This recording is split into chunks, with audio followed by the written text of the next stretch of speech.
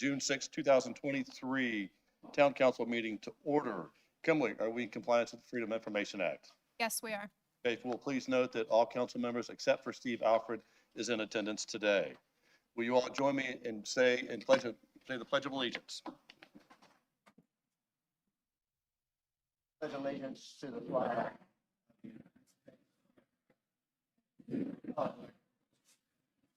One nation, indivisible. I'd like to invite Rabbi Bloom from Congregation Beth Yam to come up and give the invocation.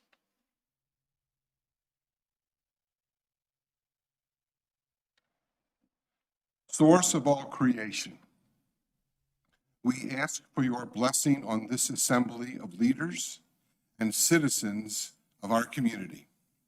Grant understanding to our elected leaders, along with patience and respect for each other as they deliberate on the matters of concern in our community. Guide all our citizens who are here today to participate in the spirit of respect for the office of elected leadership that our democracy upholds. We ask for your blessings upon the teams of staff who carry out the will of our elected leaders and the public itself. Strengthen their commitment and dedication to the work they have embraced and for the responsibilities they are assigned. Sovereign of the universe, we ask for your watchful eye upon us as we enter the season of hurricanes. Hear our prayers and be mindful of our concerns to remain safe. Help us all to remain humble and proud for the privilege of leadership and service to our community. Never let us lose sight of the treasure of the democracy that protects us and guides our nation. And so may it be God's will. Amen. Rabbi Bloom, you'll continue standing as we say our civility pledge. I pledge to build a stronger, more prosperous community by advocating civil engagement, others and their viewpoints, find solutions. Now, thank you all.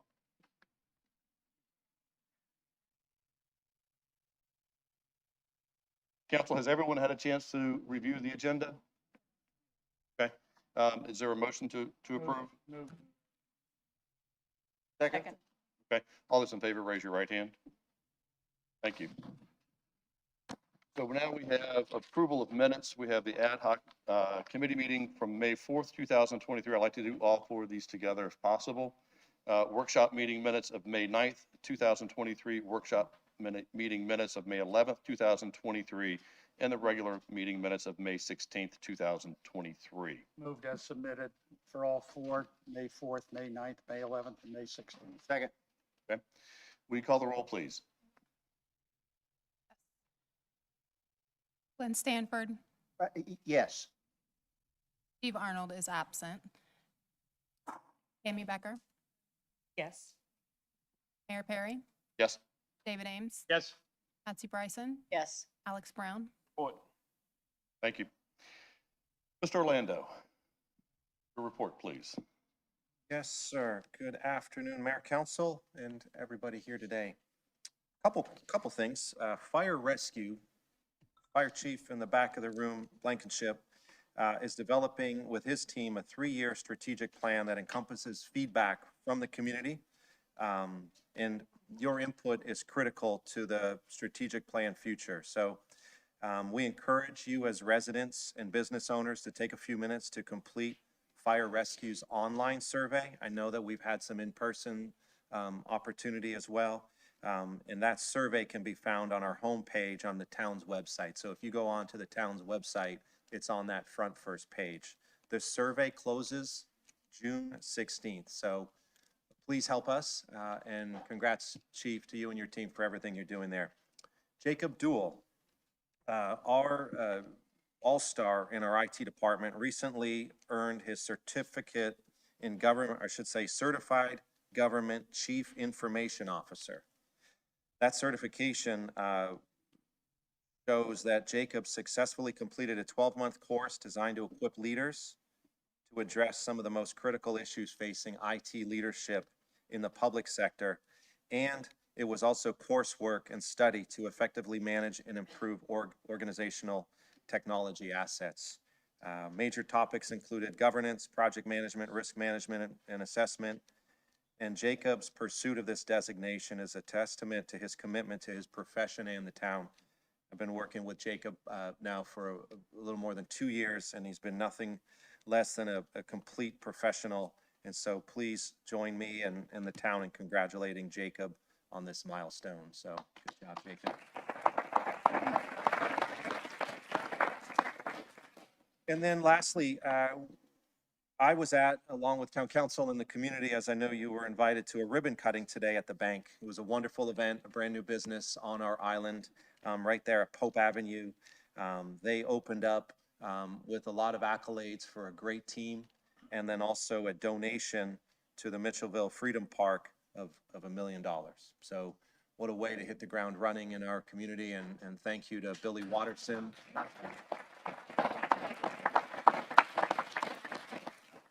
Mayor and council were there today to join in those festivities. So that's my report for today, sir. Okay. At this time, I would like to invite Sheriff P.J. Tanner from Beaufort County Sheriff's Office to provide us with a report on the state of law enforcement on Hilton Head Island. Sheriff? Good afternoon. Mr. Mayor, members of council, I don't have a long report for you because your state of law enforcement on Hilton Head and in Beaufort County is very, very good. And I do have a couple of numbers that I would like to talk about. Just to back up what I just said in my opening comment about the state of law enforcement on Hilton Head and Beaufort County is very good. There are a couple of concerns on Hilton Head, and I think there are folks here to may address some of the same things, but you know, stats are stats. You know, we have to live by them because those are things that give us help us direct our resources for deployment. So when we're looking at calls for service, and we're looking at, of course, police functions and what we do with those calls for service and what generates that call for service. You know, we have to take those stats, and what we do is we look at them, we analyze them, and we try to come up with the best plan to deal with not only what we have in historic data, but also what we may be currently dealing with. You know, I've been in law enforcement in this county I'm in my 43rd year, and 25 years as the elected sheriff. So we've been looking at stats a long time, and I think that to some extent that we've been able to analyze them and deploy what resources we have in connection with our partners in Bluffton and Beaufort and Port Royal and our state agencies that also work here on Hilton Head as well. The traffic numbers are not getting better. And if I give you calls for service average around 80,000 on Hilton Head, and not all of those calls for service require some police action. It's a call for service. We receive it, we respond to it. Some require police action, some require a written report, and others do not. So when we look at those numbers, and I'll just give you an example. What I did is I took 2020, which was the start of COVID, and 2021 and 2022. Now we're in 2023, so we don't have the stats that we need to do a comparison to years past. So I didn't even bother to bring those numbers. We're in a solid 5 months, and it would not, help us in analyzing what we do. What numbers the town of Hilton Head routinely gets from the sheriff's office, and I think we do it, I believe we're still doing on a quarterly basis where we come in and give you your crime stats and what have you.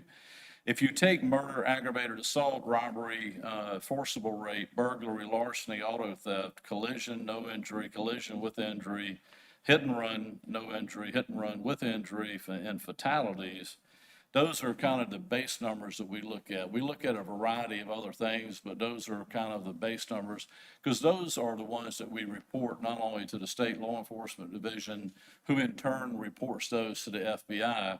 And that is a collection of data nationally that they use for national numbers when we look at what a crime rate is in comparison to the national level versus a state, county, or municipal level. When I look at the data for 2020, and I'll throw these numbers out, and there are simple answers to these numbers. Larceny being one of the higher numbers in 2020. We know that's mainly connected to vehicle break-ins. So every time we have a vehicle break-in, there's normally a theft, and outside of that, your larceny numbers continue to grow.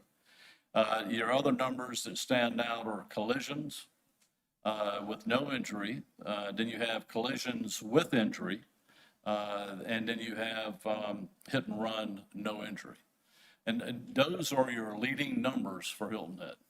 You go into 2021, we go back and we look at the stats, and the numbers that stand out more than anything are, again, larceny, your vehicle collisions, your collisions with injury, and your hit and run, no injury. We go to 2022, and we're looking at the same numbers.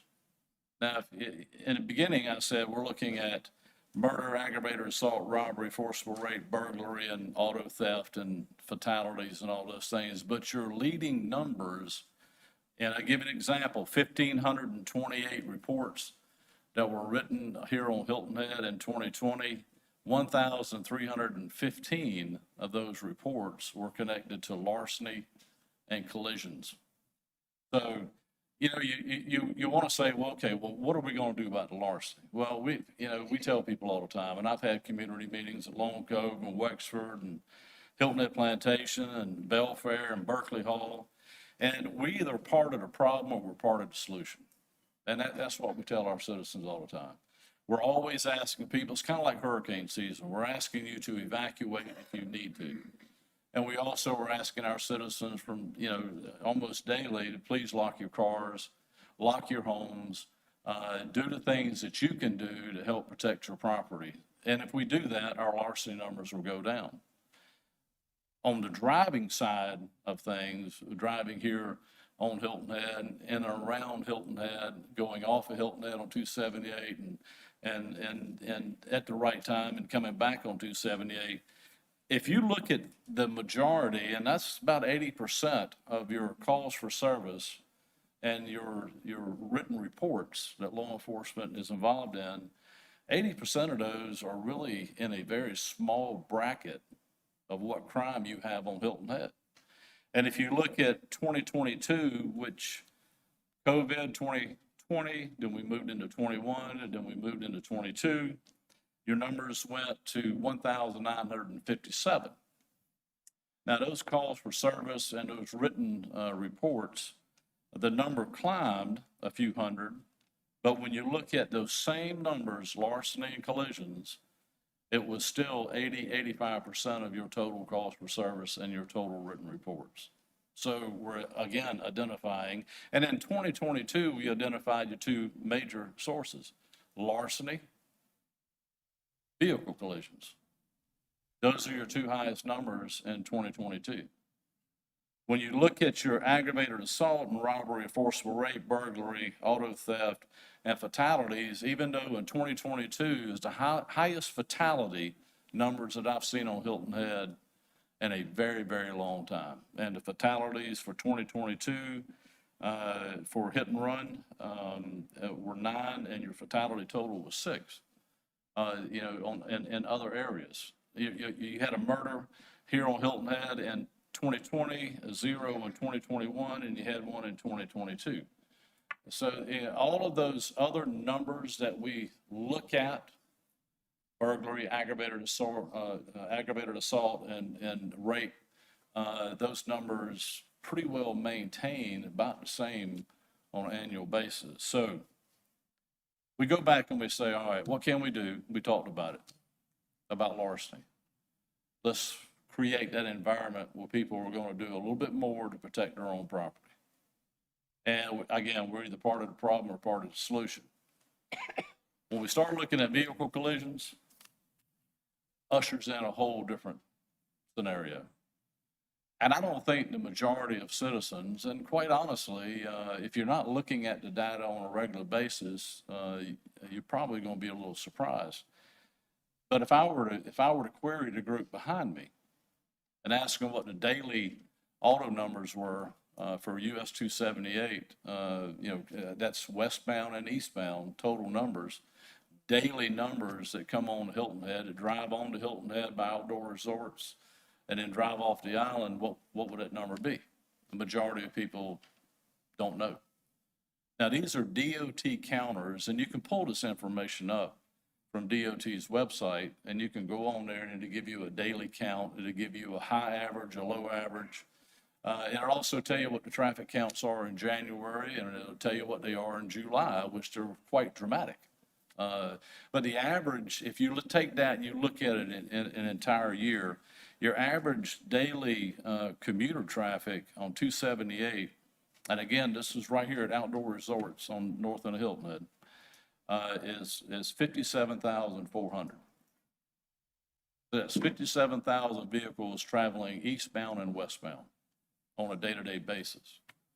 If you use that average and you do your calculations, that is over 20 million cars a year that are traveling on US 278. Now, it's a huge number.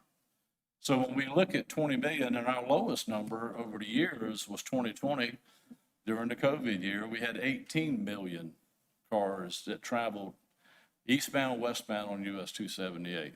Knowing where the majority of our traffic accidents are at, again, this is DOT and DMV numbers, it's the same intersections. It's the same problem areas.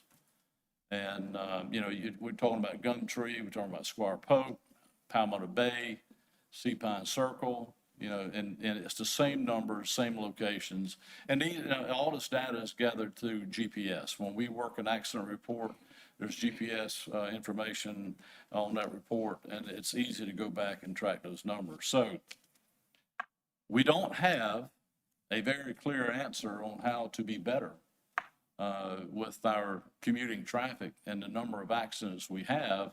And quite honestly, when you go back and you look at what those daily numbers represent, and you look at what an annual number is of 20 million, and you go back and look at in 2022, with 20 million vehicles traveling US 278, you had 833 collisions.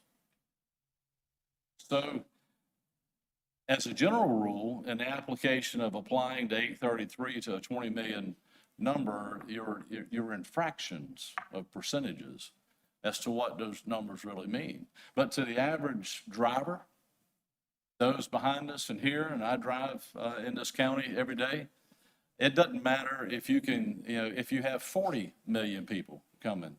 That one traffic accident at 7:15 a.m., Josh, you know what that looks like? Traffic accident coming? Yeah.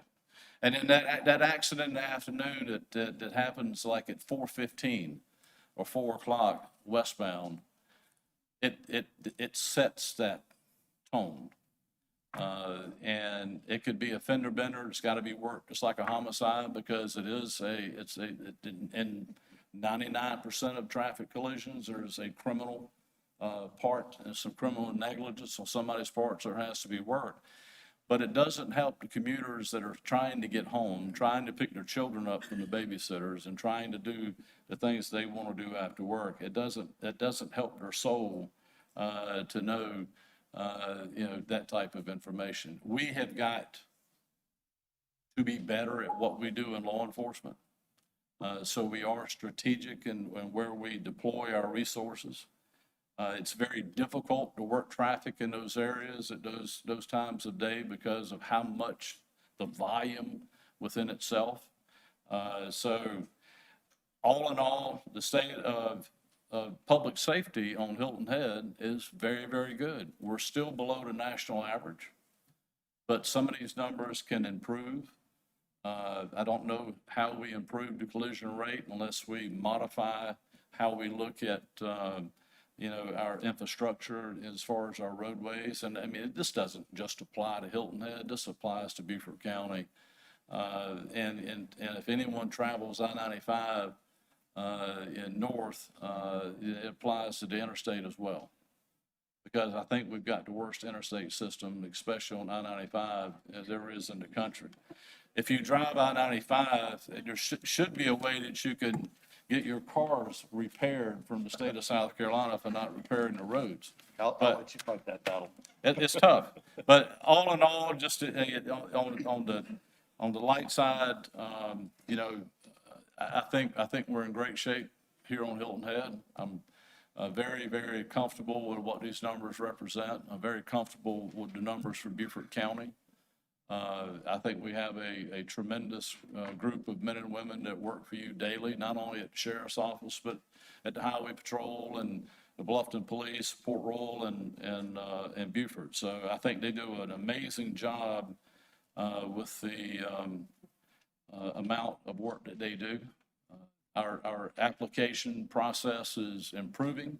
It's not only improving for us, but it's also improving for the other agencies that I named earlier. So all in all, we're in great shape. I have one question. if Yeah. I might. Back to larceny. Do your statistics differentiate, Yeah, I can't hear you. it's on, do your statistic differentiate between local cars broken into and tourist cars that are broken into? No. We look at a vehicle as a vehicle, a victim's a victim. We would hope that our local folks would lock their cars more often. I think, honestly, if you travel, and it's the false sense of security thing that we deal with, and David, we talked about this at Long Cove here a few weeks ago. We don't want people living in a gated community to have that false sense of security and think that, you know what, I drove through the gate, I'm home, I'm relaxed now, let me take my seatbelt off and leave my car unlocked and leave my house unlocked, don't need an alarm, don't need anything else. You know, you would expect that the numbers for locals, because the volume of people that are here year-round, that number would be higher, but I would suspect that the tourists that are coming in are more likely to engage in locking their vehicles and doing probably a better job at protecting their property because they're out of town, they're not in their comfort zone, they're not using their creature habits, and I think our locals are more susceptible to that than anyone else. Hopefully that answers your question. If I may, That would be my theory. if I can just follow up on that, because I think it's a good question. I wonder, I know we receive quarterly reports from the sheriff department that breaks down an awful lot of what you're talking about here today. And so that information is probably embedded if I go back in those reports. But if there's a specific time frame, whether or not it's May to September, or when the higher number of larcenies are taking place, that might help lead us in the direction of an answer to that question. And I don't know whether or not it's necessarily means that our visitors are getting broken into more than our residents, or that the opportunity that our criminal component of here on the island is taking advantage. So with that being said, is there more activity by the sheriff's department on the island during those times when those numbers are increasing? Well, you know, to answer that in a kind of a short answer, we analyze those numbers every day. Mhm. So, I mean, we're looking at those calls for service and we're looking at those reports. So we know what to deploy and when to deploy on a day-to-day basis. Now, giving you that report, I mean, we can generate, you know, some format that you may like. I don't know how much it would help you. But for us, that's something we're actually generating that information every day. So that information, I think, is helpful in terms of addressing what Councilman Ames was asking, but also interested in hearing how the deployment is impacted based on those numbers and the expectation that this is a time when we need more sheriff deputies on the island to respond to an increased number. I can assure you those numbers are looked at and we make that decision and that deployment on a day-to-day basis, not only day-to-day, but, you know, the difference between night and day. Thank you. You're welcome. Mr. Brown. Sheriff, good to see you. Thank you for joining us today. Absolutely. No questions, just wanted to make a couple of comments here. Number one, your staff has been reporting to the town council on a quarterly basis, and we appreciate them being able to pivot as we ask more and more detailed questions as the way that they report out. That is definitely appreciative. Also wanted to thank you out loud because we have had a lot of instances on Hilton Head on what I would describe as the side streets where traffic is moving just a little too fast. And you've been able to put out those flashing signs to kind of alert people as to when they're speeding. That I've gotten positive responses from community members on that.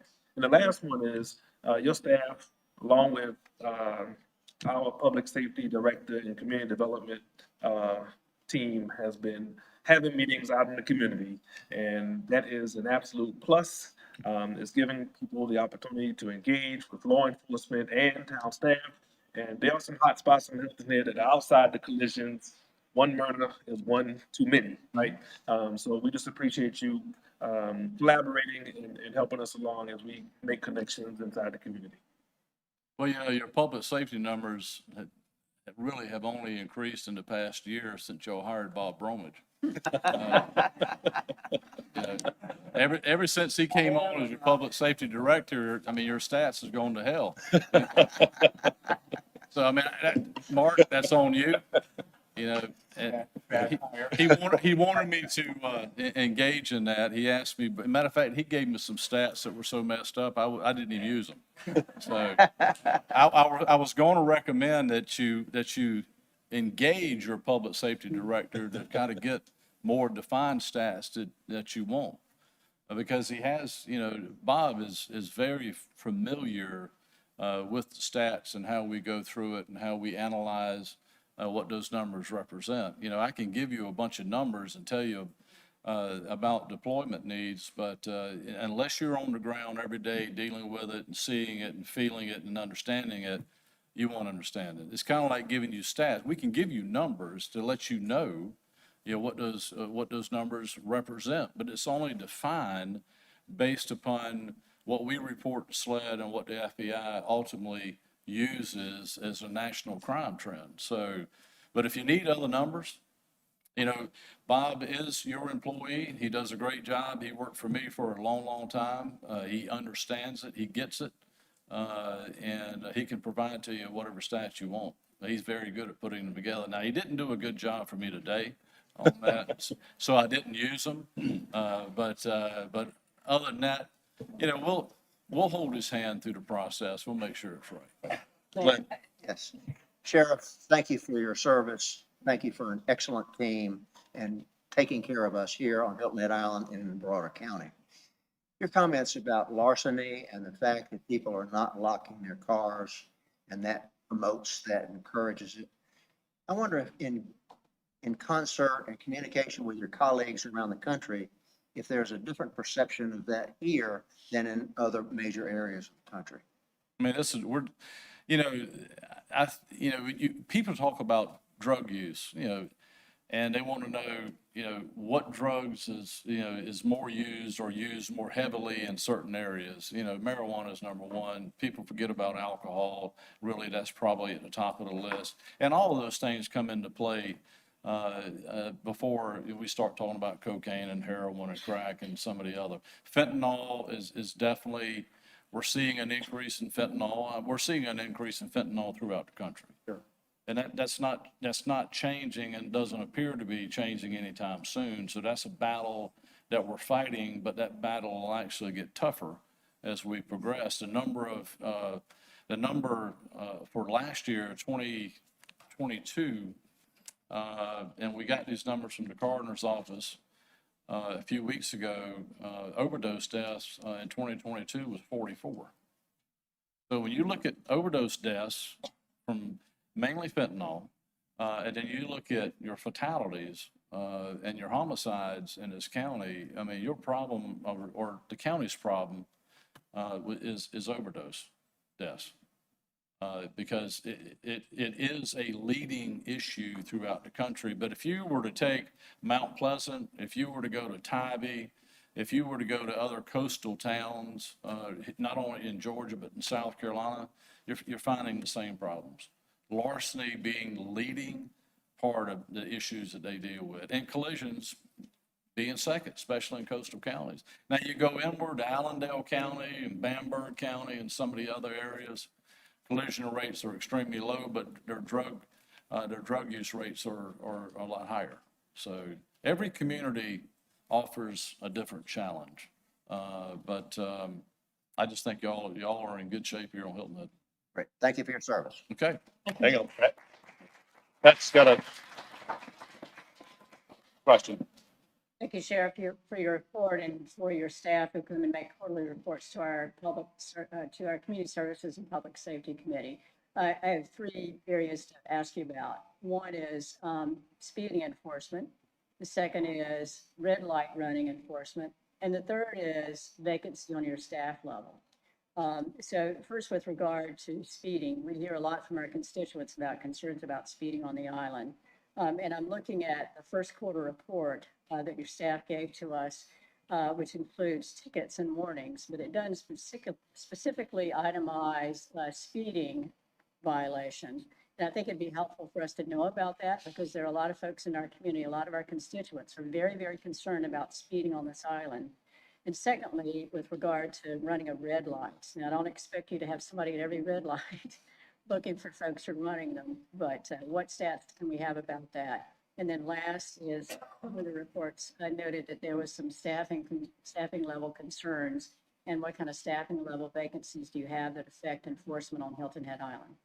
Well, the issuance of a uniform traffic citation includes disregarding a traffic signal, which would be your red light running. I mean, I'm sure staff can break down the tickets that they write, what those tickets are for, but you're pulling more resources off the street, analyzing numbers. What are you going to do with it? I mean, if I give you those numbers and be glad to give them to you, but me telling you how many people were written or had received a citation for speeding versus following too close or, unlawful turn or fail to yield right away. And in most traffic accidents, you got a TR 310 form that's issued to the operators. And if there's a citation, most of the time it's lane change violations. And very seldom is a collision caused by speed. There's speed is a factor, but it's not the contributing factor that caused the accident. It's either following too closely, too fast for condition, or a lane change violation. If you have a collision, and this is not all the time, but if you have a collision in an intersection, let's say a lighted intersection, you will find that a lot of times it's failing to yield right away, or unlawful turn, or a general turning rule violation. Very seldom do you find an accident report where you go and find the main contributing factors in there, someone disregarding the traffic signal. Most of the time it's someone turning, and most of the time it's someone turning left that failed to yield right away on oncoming traffic. So they were either trying to beat a light or trying to beat the vehicle and didn't allow for speed and distance. Well, we can provide that information to you, but I don't want to bog staff down on analyzing information to create a report, to give to you. And I guess my next question is, what are you going to do with it? I mean, if it's just information only, then, we can do that, but we need to do it probably in a way that doesn't keep them in the office and we'd be better served with them on the street. Sure, but Actually looking for those people that are running those red lights and things, but we'll see if we can break it down and make it a little easier for it to be broken down. We have the software capabilities. It's just applying what we want to capture. Yeah, So maybe we'll a just make sure that we do some that. sort of software filtering device would make it very easy. But I think our community wants to know about speeding on the island. That's what I'm hearing, and that's what I'm asking. Well, with 20 million vehicles on an annual basis, I don't see who can get anywhere too fast. But speeding is a problem. Yes, Matter it of is. fact, I'm gonna speed off of Hilton Head before 4 o'clock, before the traffic gets bad. But speeding is a problem. And, you know, again, your collision rate is fractions based upon your volume of traffic. And I think for the most part, with the commuters that we have that come on to Hilton Head daily, those that work here, those day trippers and those tourists that we have, I mean, you're a destination. And the people are definitely coming to Hilton Head. So those traffic numbers represent, you know, a part of that, along with your residents. So, but yeah, we'll see if we can get those Yeah, I think the numbers. community is concerned about speeding, and I'd appreciate an answer. Okay, you got it. All right. Sheriff, thank you very much. Mayor, may I make a quick I have one quick, it'll take me literally less than 15 seconds. Our sheriff mentioned the concerns with fentanyl and the number of overdoses that are seen. There's an opportunity through Beaufort County to go through training to use Narcan so that you can carry it and have it available so that you can help save a life. I recommend strongly to anyone who has an interest in doing that to take the training that Beaufort County offers, the Narcan training. The device is this big. You can throw it in your pocket, your car, your purse, wherever, your backpack, and you can help save a life. Thank you. Thank you, Tammy. At this time, I'd like to invite Sean Cullen, Assistant Town Manager of Community Development, to come up and provide an update on the William Hilton Parkway corridor. Thank you, Mr. Mayor, Town Council, Town Manager. It's my pleasure to be before you again. I know it was just a few weeks ago, but it seems like an awful long time since I've been up here. I'm not going to go through a lot of background on this. I provided it to you earlier this year, and also the advisory committee that you appointed in April and in May. But I want to be clear on the remaining steps to move through this project, to get to a point where Town Council has information. They need to make a decision and on municipal consent. So I'm going to go through the remaining steps, those that are controlled by the town, those jointly with the town and county, and those that are at different other levels. And then I'm going to give you a recap of the estimated timeline to complete. Before I start, I want to say one thing, no action the town is currently taking is holding up this project. And as I go through this, it should become clear as to why. But the remaining steps, the first part is stuff the town is involved in. Town council is going to consider shortly, I'll be back up here in a few minutes, hopefully not too long, to consider the RFQ and scope of work that the advisory committee recommended for the town-sponsored independent study. That'll be the end-to-end analysis that includes evaluation of areas beyond the current project limits and really looking at project impact and mitigation and so forth. I'll get to more detail on that, but council will consider that here later tonight. Once council approves that, we'll solicit and work to get the highest qualified consultant to perform the work that's requested in that RFQ and scope of work. And we'll solicit that for about 30 days. And hopefully have an award working with the advisory committee and the selection team to recommend that consultant here in July.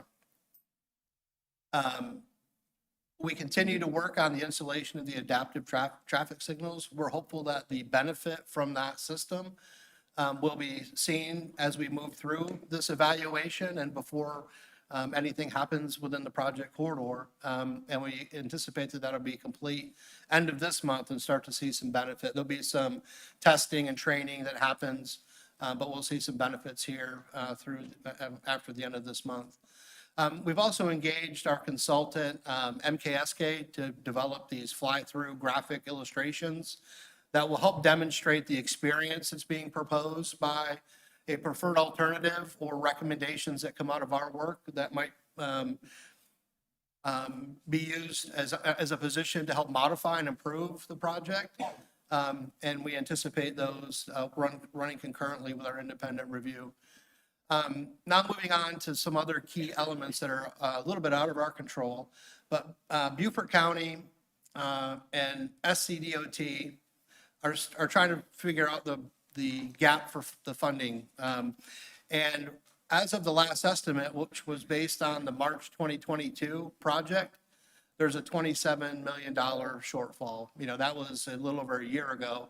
I anticipate that the gaps probably increase, but I want to make sure that we're going from the latest information, solid information that we have, and that was provided from my counterpart at Beaufort County last week, and so right now it's 27 million. I'm not sure where they're going to come up with that money yet, and they've identified future funding opportunities to include grants, congressional apportionment, and then also the potential for a future sales tax referendum next fall. Now, moving on to, so that's the funding piece. Now on to the submission of the environmental assessment documents and what we've called the FONSI, Finding of No Significant Impact. In the memorandum of agreement that was approved by town council and county council back in October of 22, there was an agreement that the submission could occur. The town would not hold up the county and their managing partner DOT submitting to federal highways the EA documents and request a finding of no significant impact. It's my understanding, and based on information I received last week, that all the documentation has been prepared and the EA or environmental assessment is ready for submission. The county is counting on the advice from SCDOT and their leadership on when that submission of the environmental assessment can occur. It could, my counterpart of the county said it could happen today. I don't know when it's going to occur. They may wait until the county procured independent review is complete, or they may wait later in the process. But we're not holding it up. It could be submitted today. Our council agreed that it could be submitted and, if needed, amended based on the findings of both the review and the study that the county is doing and the one that we're doing. The joint independent review that was procured by Beaufort County and that I participate along with a couple other staff members and our consultant have been deeply involved in the work that CBB is doing to do the independent review that was procured. And I'm optimistic in preliminary findings and the amount of simulation and modeling that they're including in their work. So there is some benefit that I believe we'll see from that work that we're doing jointly with the county. Again, I've said this, but any findings and recommendations that would improve, that council would believe would improve the project, that would require revision of anything that's submitted to federal highways.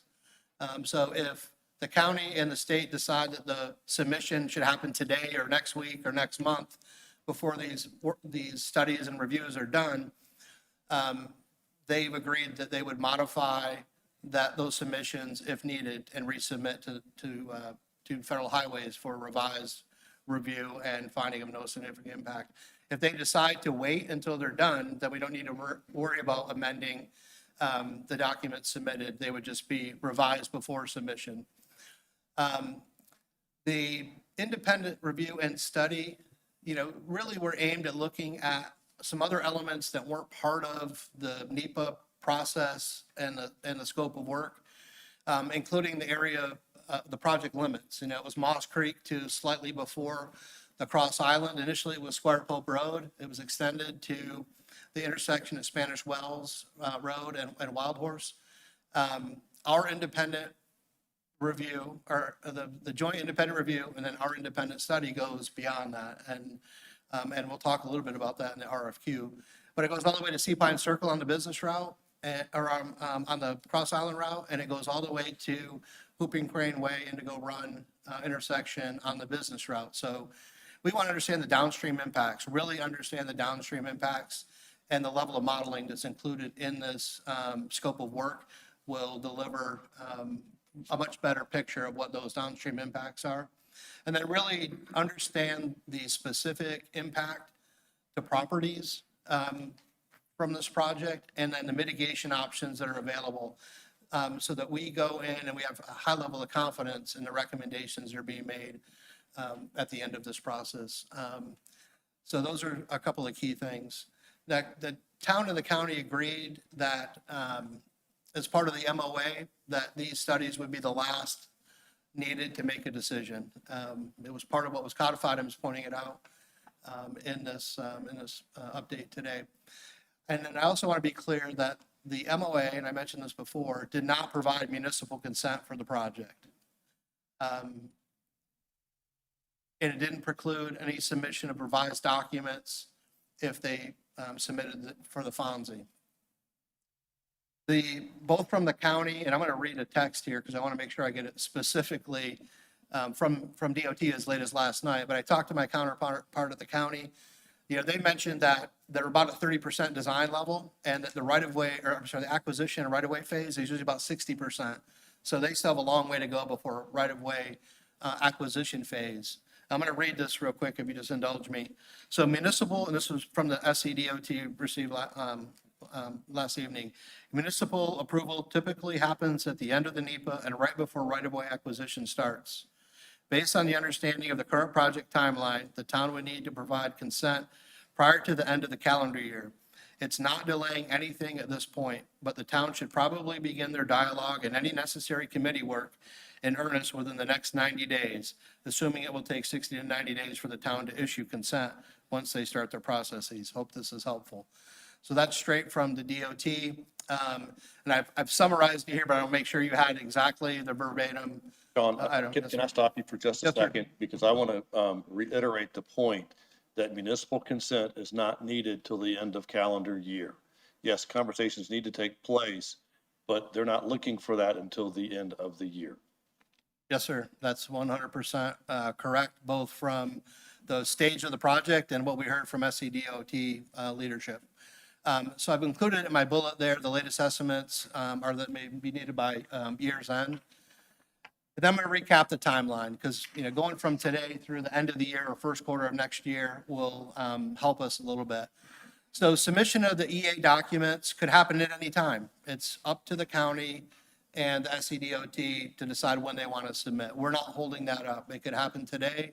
It could happen next week. It could happen end of the year. That's in their court.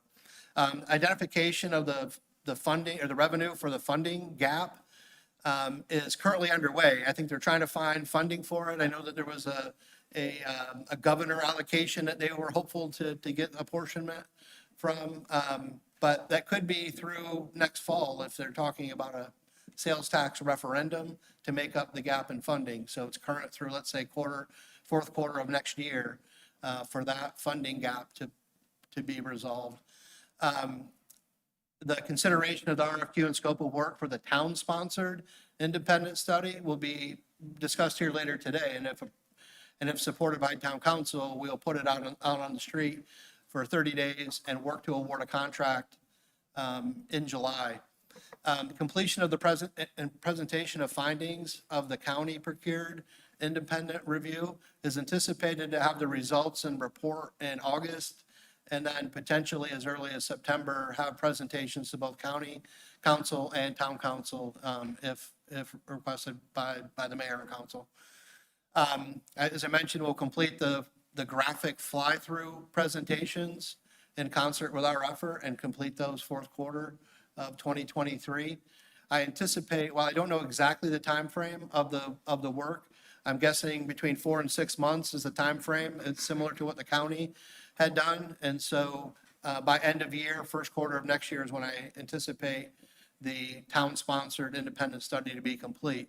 And we'll push to shrink the window as much as we can, but I'm not going to rush it. I want to make sure that you get the right product and outcome.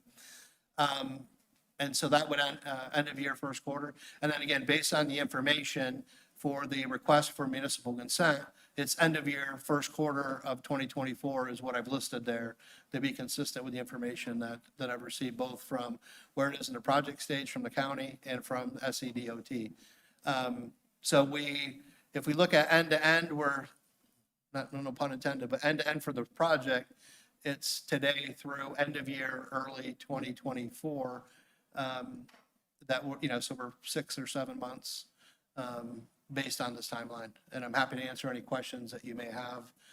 If they're on the RFQ or scope of work, I'll be back up in a few minutes, but anything on this timeline and update, I'm happy to answer at this time. Patsy? A quick question on the timeline. You mentioned that previously in your report, the adaptive traffic signal system, that installation should be complete by the end of June this month. And I think the last time I asked the question, the response about when would we have data for after installation to compare to before data, I think the answer from somewhere was 60 days. Is that still accurate? We'll see some, we'll have data available, once they turn it on, and we can begin, looking at the data, running reports. I think it'll be available in a much sooner timeframe. What I said before is to have more of the full picture of impact. I think you need a little bit more time. I don't know from a Wednesday to Thursday if that's, enough of a difference, right, based on weather Yeah. conditions and other things, but They also we'll have it immediately. need time to calibrate the system Yes, sir. to be able to read everything correctly. Yes, sir. So there is that adjustment. There's a little bit of a calibration and training, probably for 30 to 60 days. I think that's why I mentioned that 60-day time frame to have a little bit more reliability in the data. But we should see a benefit, especially in off-peak. Unfortunately, the big issue here is peak hour, but in off-peak times where the system is providing benefit to the island, hopefully less people run red lights, and it's much safer for bicyclists and pedestrians in that environment, so. And so there'd also be some sort of calibration for the time of year that the before data was collected compared to when the after data is collected. So it sounds like we need a little bit of time to be able to collect that data, to be able to know what the results would be. So. Yeah, and it's a true smart, this is the top of the line technology, so it will calibrate and adjust in real time. There is a base timing level, and then it works off, but then it will run to maximize the efficiency of the system. And hopefully it doesn't need a whole lot of maintenance. And it provides more benefit than we can even predict, but we'll know here soon. Might be helpful to include that in this estimated timeline about results of the adaptive traffic. Sure, absolutely. We'll Sorry, do that. if I'm creating an echo, I Tammy. apologize. I just wanted to pick up on that and make sure that everyone is aware that while municipal consent won't be requested or considered until the end of the year, and I see here first quarter of the 2024, there by no means is any rush until all of the data, as Patsy has pointed out, has been collected and assimilated into the study that's being conducted, the independent study, so that we have true representation, and therefore we'll get to the best product in the long run. But there's no one in any rush. We have no pressure on us. I don't feel any. And I'm excited by the work that the citizens group has done and that, Sean, you've been involved with. Thank you for all of that hard work. And by the way, just wanted to also mention congratulations on being inducted into your high school athletic hall of fame this past week. All right, any other comments, questions? John, thank you. Thank you, Mayor, and So thank you. now we will move on to appearances by citizens. I'd like to remind our citizens that section 2-5-70 of the town's code limits each person to 3 minutes when addressing town council. At the end of the 3 minutes, you're asked to conclude your comments. Please maintain a decorum suitable for the meeting and refrain from using any profane, abusive, or obscene language. If you have any materials you would like to give to town council, please give them to the town clerk after you're finished speaking. So before we go into the call of the roll of people to speak, I will ask, we have about 26 people that are signed up to speak today. If somebody else happens to be talking about what you want to talk about, if you could agree or do something that would help move time along greatly. Not asking you to give up your time, but just to be mindful of the time that we're looking at of about an hour and 18 minutes. So with that being said, do we have anybody signed up to speak? Judy Austin.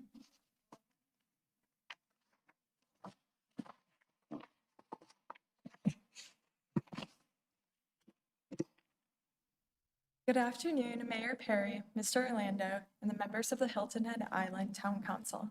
My name is Judy Austin. I'm a recent graduate from Hilton Head Christian Academy. The junior leadership class of 2023 are among the most driven and intelligent students in our community. I'm here speaking to give an overview of some of my highlights throughout the program this year. Starting off with our first class, orientation. At this class, we took the DISC personality test. We were given a presentation. DISC follows under the following categories: driven, influenced, steady, and compliant, all in which go to build characters. The statistics out of the 44 students who took this test were 16% were D, driven, 18% were I, influenced, 44% were S, steady, and 21% were C, compliant. I was given DS, driven and steady. The word that matched my DISC was attainer. This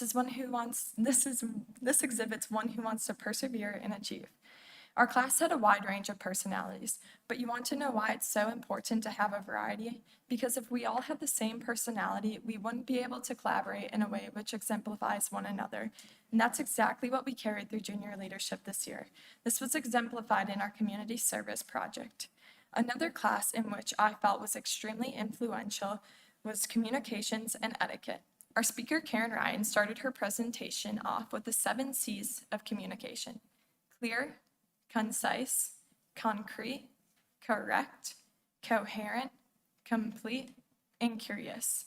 One of the biggest takeaways I have had from this program is learning effective communication skills, whether it has been going out of my way to shake someone's hand in whom I don't know, to following up with an email after class, thanking the speaker for investing their time in us. Ali Santorum spoke to us on the effective ways of communication in our generation. The most effective way is communicating for us is social media.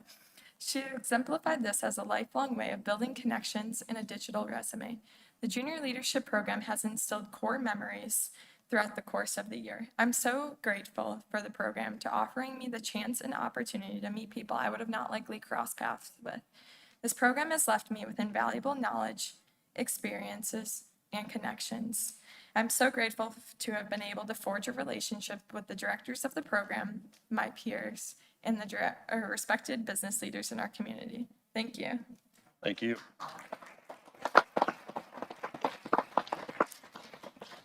Garrett Simons.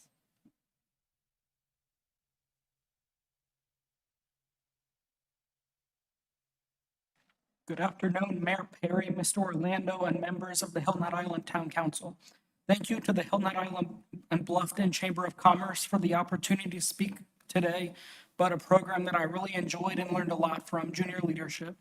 I was chosen to speak at our junior leadership graduation about our entire junior leadership year with respect to teamwork. For me, this junior leadership class has pushed me out of my comfort zone in a positive way. It has helped me to develop my leadership and teamwork skills and enhance my knowledge of our community. I learned so much about the community that we live in and the opportunities that we have. From our first team building class day to our final team building class day, teamwork has been present in everything this junior leadership class did this year. On the first day at School Creek Dockside, we were broken up into random teams to do a lot of fun team building exercises. Then as a group, we decided on our junior leadership class project, which was to spend time each month with the elderly residents of the Life Care Center of Hilton Head Island. And throughout this entire year, all of our junior leadership class members spent time at the Life Care Center with the older adults, and we learned so much from them and enjoyed spending time with them. At our college and career and community leadership class days, we learned a lot about what we can do in the future in our community and about the college and career opportunities that are offered to us in our community. On our communication and etiquette class day, we were broken up into teams based on our personalities to describe ourselves and our challenges. And as a group, we learned dining etiquette and tried new foods for the first time at the Culinary Institute of South Carolina in Bluffton. At the community leadership class day, we learned a lot from a variety of speakers. Our final class day was a team building class day at venue 1223 in Bluffton. I felt like this class day and our first class day, both of our team building class days, were some of the most beneficial classes that we had. This class day was extremely important for teamwork because we were divided into teams of 8 and 9 people and given the challenges to complete as a team on our final class day. This exercise exposed our strengths and weaknesses as people, but also exposed how we could work as a team to complete the challenges. The Junior Leadership Class Project has helped us work as a team toward a common goal, and we enrich our lives and the lives of the residents of the Life Care Center in the process. I know that teamwork and service were primary goals of the project, and I believe that our junior leadership class achieved these goals and learned a lot about teamwork along the way. Thank you so much to Mayor Perry, Mr. Orlando, and members of the Hilton Head Island Town Council for the opportunity to speak today. Thank you, Jared. Skip Hoagland. Skip Hoagland. Peter Christian. Mr. Christian.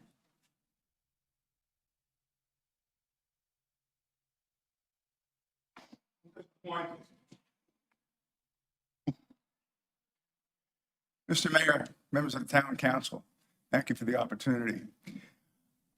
I listened very carefully to Sean's address about the 278 corridor. And although the municipal consent doesn't sound urgent, the traffic on 278 across that bridge is urgent. I went home last night and the traffic on Spanish Wells Road was backed up to my subdivision trying to make a left off the island. I left this morning to go up to the Green Space Committee's meeting at 10 o'clock in Beaufort. The bridge was backed up all the way to Moss Creek. I finished up about 12:15 and traveled back to Hilton Head Island, hoping I was going to make this meeting. When I got to the base of the bridge, guess what? The traffic was backed up bumper to bumper all the way across the bridge. The sense of urgency is not out there in the community, and it's not being communicated, and it needs to be. The employers on this island are suffering. We cannot get people to come to work, and there needs to be a sense of urgency. We're willing to work with you, with the county, with the state. We have a green space initiative that has been put in place by the voters. It will help future traffic, but it's not going to solve the traffic we have now. We need to address the situation now in a much more timely manner, and you need to communicate to the community that this is something that is urgent. I can't get people to come to work, and I'm paying them a higher salary over and over again. I have general managers that are here today that have exactly the same problem. I have business leaders that have exactly the same problem. And I understand the process you're going through. However, you're not communicating any sense of urgency, and we continue to suffer. And it's not going to change, and it's going to get worse before it gets better, because once we finally decide on a solution and we get underway with building it, that's where the real problem is going to come in. The faster we get to a solution, the better off we're all going to be. But in the interim, you all need to provide a sense of urgency to every one of your constituents. They're behind you. They voted for this overwhelmingly by taxing themselves. Appreciate your time. Thank you, Mr. Christian.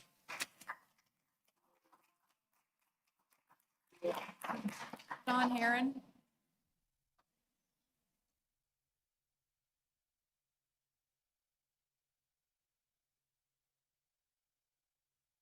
Good afternoon, everyone. My name is John Herron. I'm a resident of Hilton Head Plantation, and I'm a member of the POA Board of Directors. Currently serving as treasurer. I've got my 6th year on the board, 4th year on the executive committee. At our May board meeting, we looked at the Greater Island Council's resolution, and we voted unanimously to support it. We would like to see some urgency. There's things that are being studied now that weren't part of the 2018 vote that the community, the county, the town, Hilton Head Plantation put out there. Take it off on the side. Focus on getting us 3 lanes through and get it done right now. It's not that hard. I'm not asking for a Buc-ee's. Just get us 3 lanes all the way through. Thank you for your time. Thank you, John. The wording?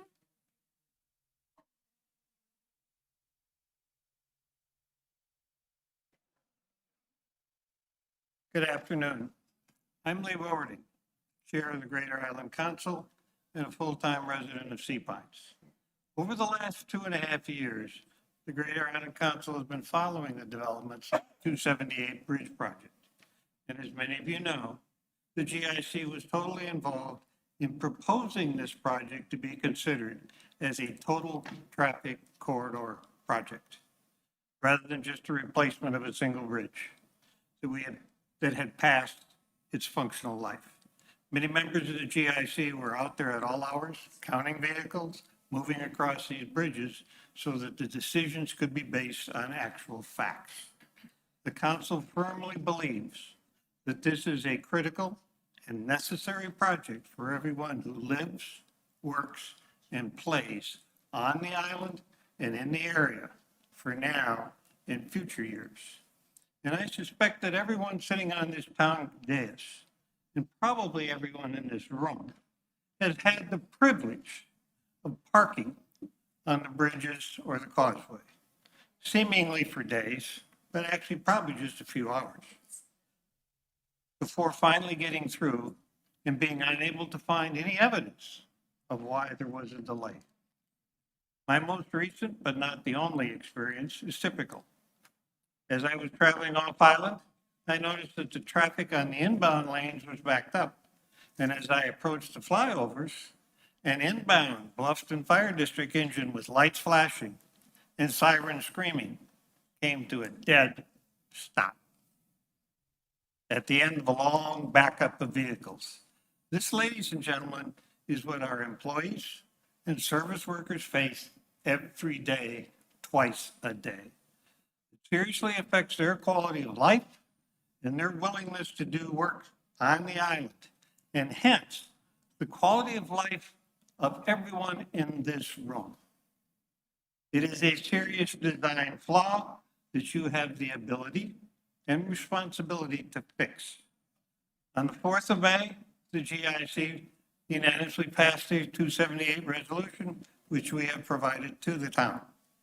And the GIC resolves that to minimize the risk of project loss, escalating costs, and continuing harm to island residents, tourists, and businesses that serve them, that the town should complete its studies in an expeditious manner and then provide its municipal consent. That the county, subject to improved safety and reduced congestion, should agree to use their best efforts to incorporate the town recommendations that fall within the FONSI-approved environmental footprint. Thank you. Thank you, Luke. Appreciate that. Ray Warco?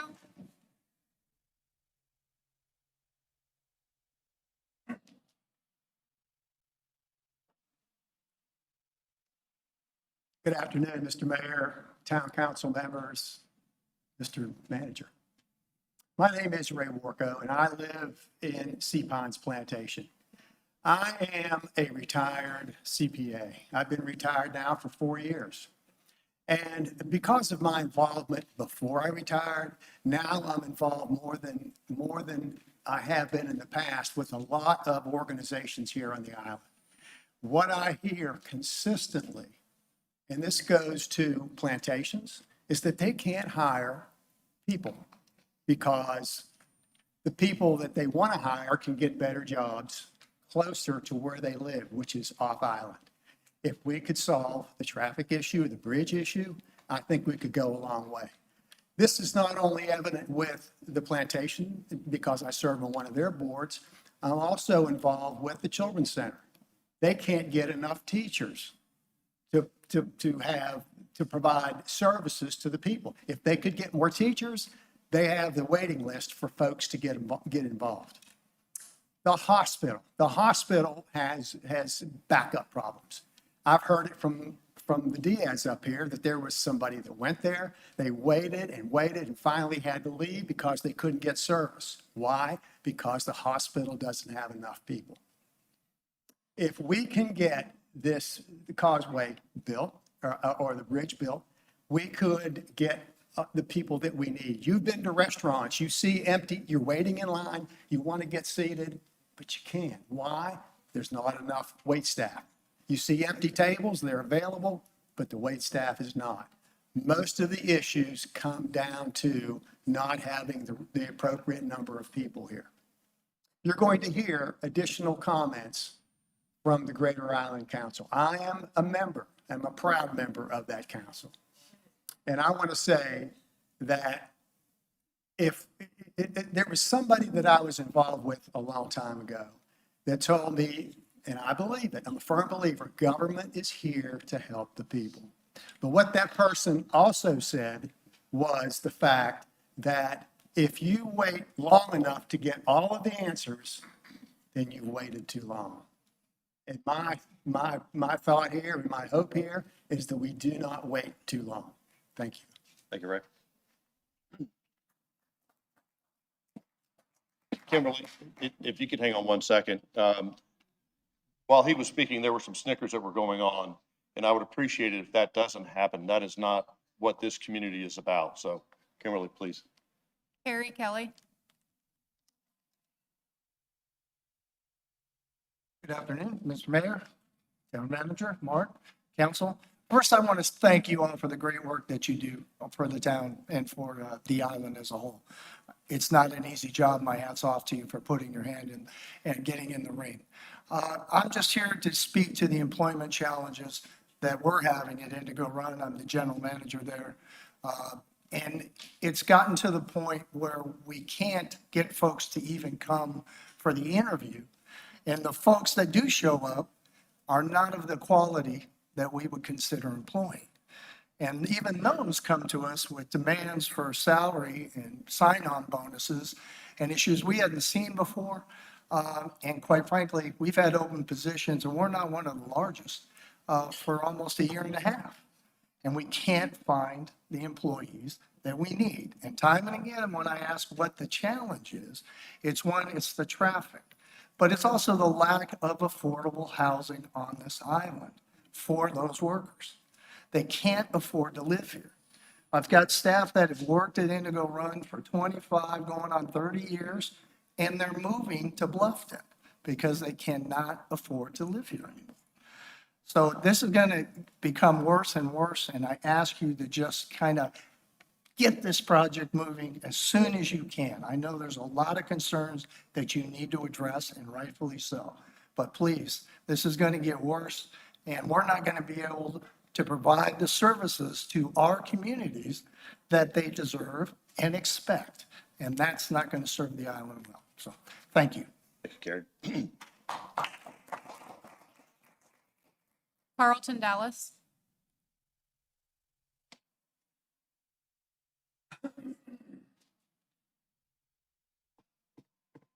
Thank you, Mr. Mayor, Town Council, and also Mr. Mark Orlando. Excuse me. I too am a member of both organizations that have spoken, the Hilton Head Board, as well as the Great Island Council. And recently I've been able to experience traveling from here to Beaufort, and that has been an eye-opener for me. It really has. And the time that can be consumed does exacerbate the ability to hire employees. There's no doubt about that. It's much easier to get a job in Bluffton. They have more space, they have more new development. So there really are only two options when you have a shortage of employees. One is to address the congestion that delays the employees getting here. The other is the businesses will have to pay more if that's the route you go. And so that is something I think that we have to come to a reality check on. So that is something I will put before you. The other thing is that there are innovative ways to handle this, I believe. Having lived abroad, I've seen other countries where actually have some mechanisms where if you have to widen the road and if you have to have 3 lanes each way, that could result in people's land being confiscated through eminent domain. One of the mechanisms I've seen is you can create a cultural overlay, which I think you've already done, and then those landowners that are negatively affected, in addition to any cash remuneration they may get from the developer, maybe there's a way to create a joint venture and alliance where they also get equity into this new development. What that would do is that would actually allow future generations to have income and monetize their current assets. Because the rising tax rates really makes it very difficult for landowners to be able to keep that land in its current configurations. So I would ask that you really think very much innovatively and out of the box. The second innovative way to do it, Savannah has 12.4 visitors a year. Now, if Hilton Head could, as a parasitic approach, attract those people here without them bringing their cars, just think how richer our economy would be. It really would be phenomenal. The way to do that, and there have been studies conducted on this in prior years, is marine transportation. When I lived in Northern Bay of California, one of the things I learned there is a lot of people travel, just as in New York City, by boat to work, and then use Palmetto Breeze to develop a hub and spoke system so people that come here to work can actually end up where they need to be. Thank you very much for listening. Thank you, Carlton. John Newman.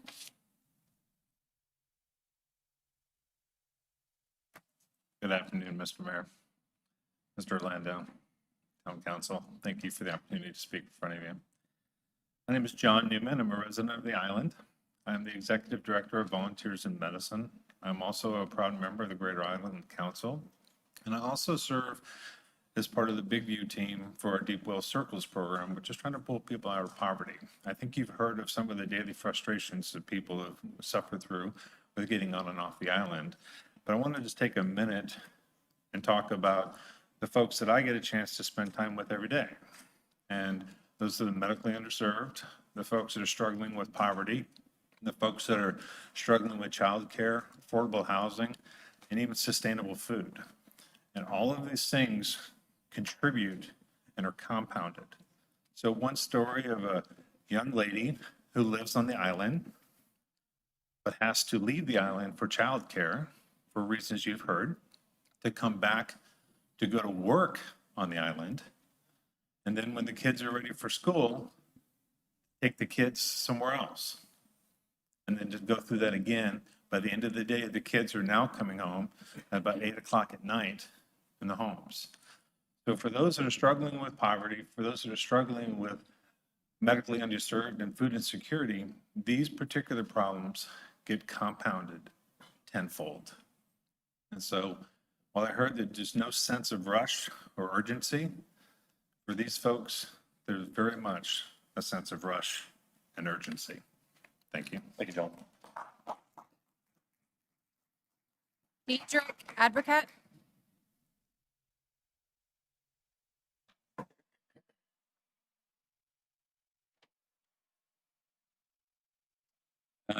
Town Council member, Mr. Mayor, Mr. Orlando. I'll try to keep it brief, but I want to say that this Town Council is showing backbone and standing up for the greater good of the island.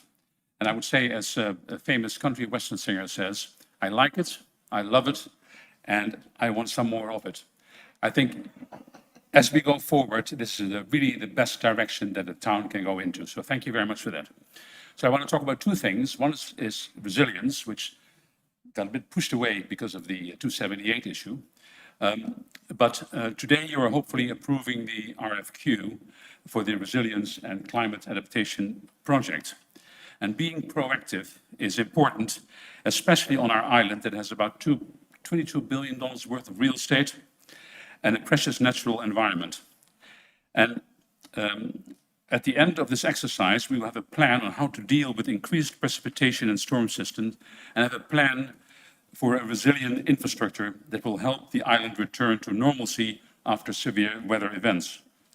It will also allow us, for instance, to build systems whereby excess rainwater can be collected and returned into the island water reservoirs. So I say hats off for initiating this project. I know many of you have been involved in this. In addition, I would like to make a suggestion, which is somewhat unorthodox, but I would like to see if we can extend the resilience projects to Windmill Harbor.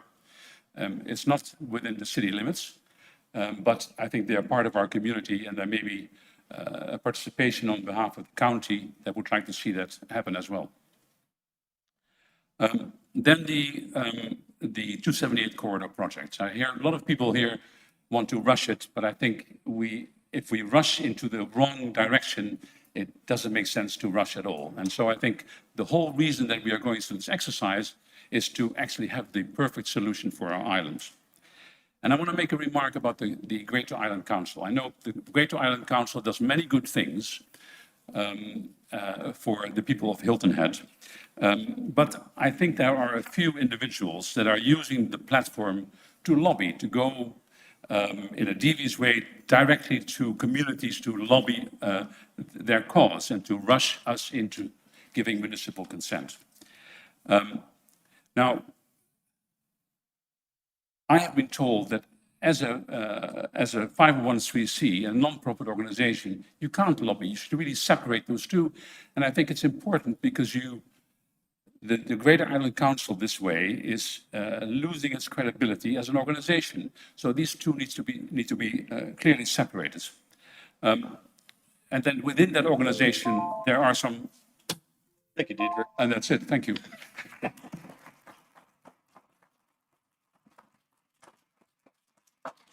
Linda Harrington.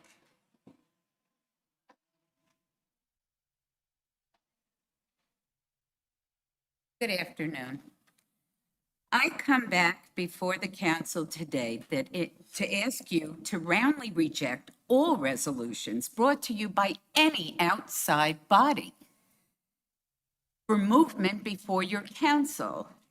If you're familiar with Robert's rules at all, you realize, and it's quite clear, I've attached something for you to read, that the only people to make motions, which then become resolutions after they're passed, are you that are elected. No Greater Island Council should be submitting resolutions. No other organization. It's your job as an elected official not to have the work done by an outside council. In my humble opinion, again, it isn't a proper action, and inherent in the forming of a motion are many elements such as inspection, reasoning, necessity, alternate plans of action, and many other considerations that go into forming that motion. You should all want to hear from your constituents. But as we've recently learned, the Greater Island Council has come up with a scheme to get around that. And it happened in my own plantation. The trite line that the Greater Island Council is doing great things is being proven wrong in real time. There is a resolution from the GIC in play now. If the town were to go along with it, whatever our independent study reveals, we'll already be committed to pushing these plans through. This resolution was presented to our manager, Carrie Kelly, in Indigo Run, to be put on our board's agenda. Our board was smart enough to say, no, this isn't our purview. They can't step in and negate their residents' voices on a public matter.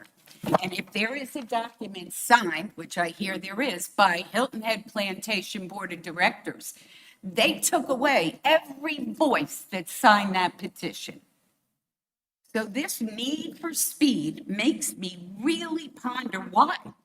Why would you embroil yourself in such a controversy? Why would you put your job on the line to do something like this? I don't care how proud you are as a member of that council, it's dead wrong. Even the SCDOT has said this bridge is traversable. Only one lane of the Causeway Bridge needs attention in the near future. With bridge inspections performed regularly, I see no clear and present danger.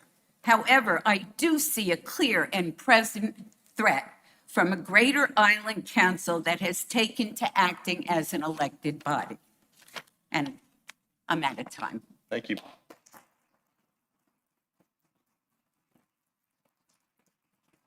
Schumacher. Andrew Schumacher.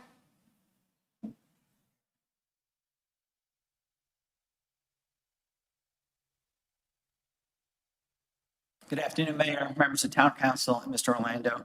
My name is Andrew Schumacher, and I reside full-time in Palmetto Hall. I'm here today as a representative of the Palmetto Dunes Property Owners Association. Between the association, the Palmetto Dunes Resort, and the two hotels, the Marriott and Omni, we employ over 1,000 employees in Palmetto Dunes. This does not include the numerous employees that service the residential properties throughout the community. Palmetto Dunes plays an integral role in the island's economy, specifically tourism.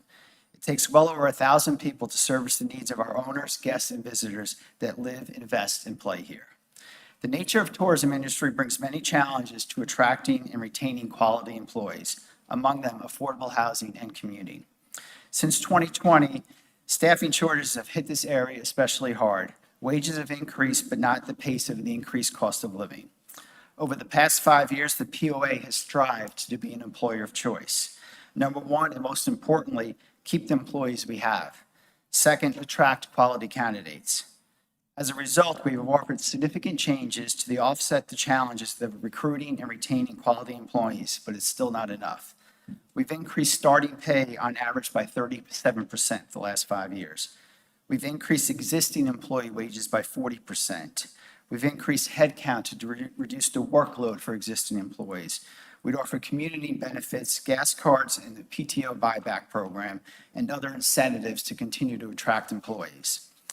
While these efforts are appreciated, attracting employees to work on the island remains our number one challenge. One of the primary barriers is the less than desirable commute onto the island. We're asking Town Council to take the necessary steps to provide municipal consent within a reasonable time. Thank you for your time. Thank you, Andrew. John Score.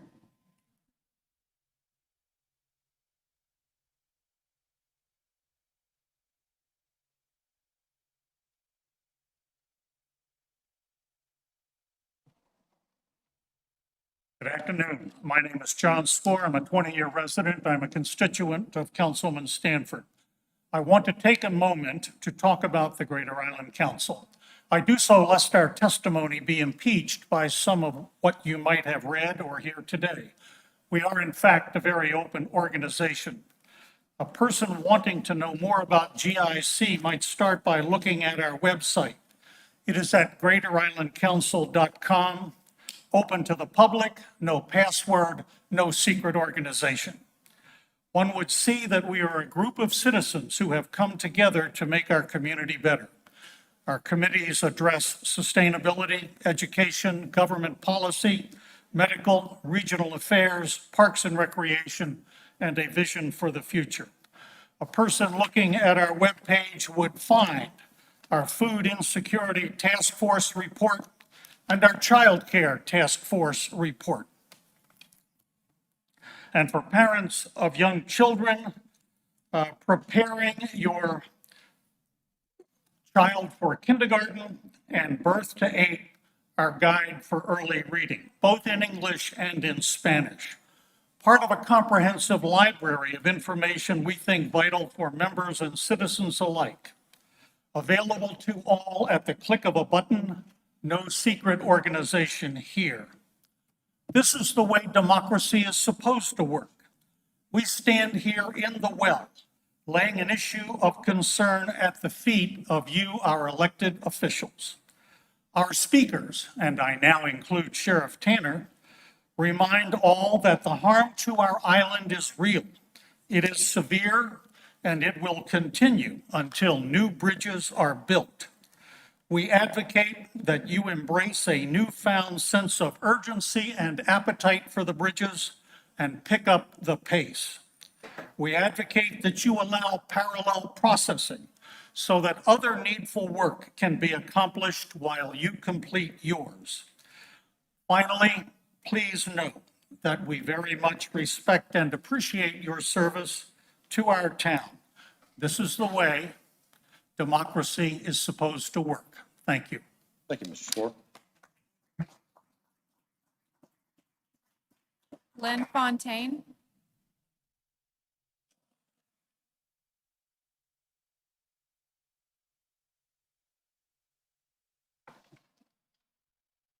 Good afternoon, Mayor, Town Council, Mr. Orlando.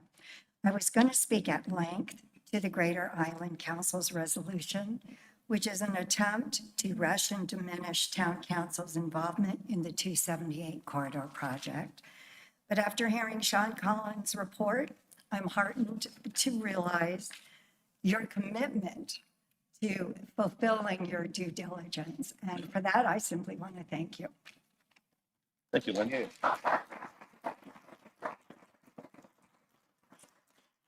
Joseph Kernan.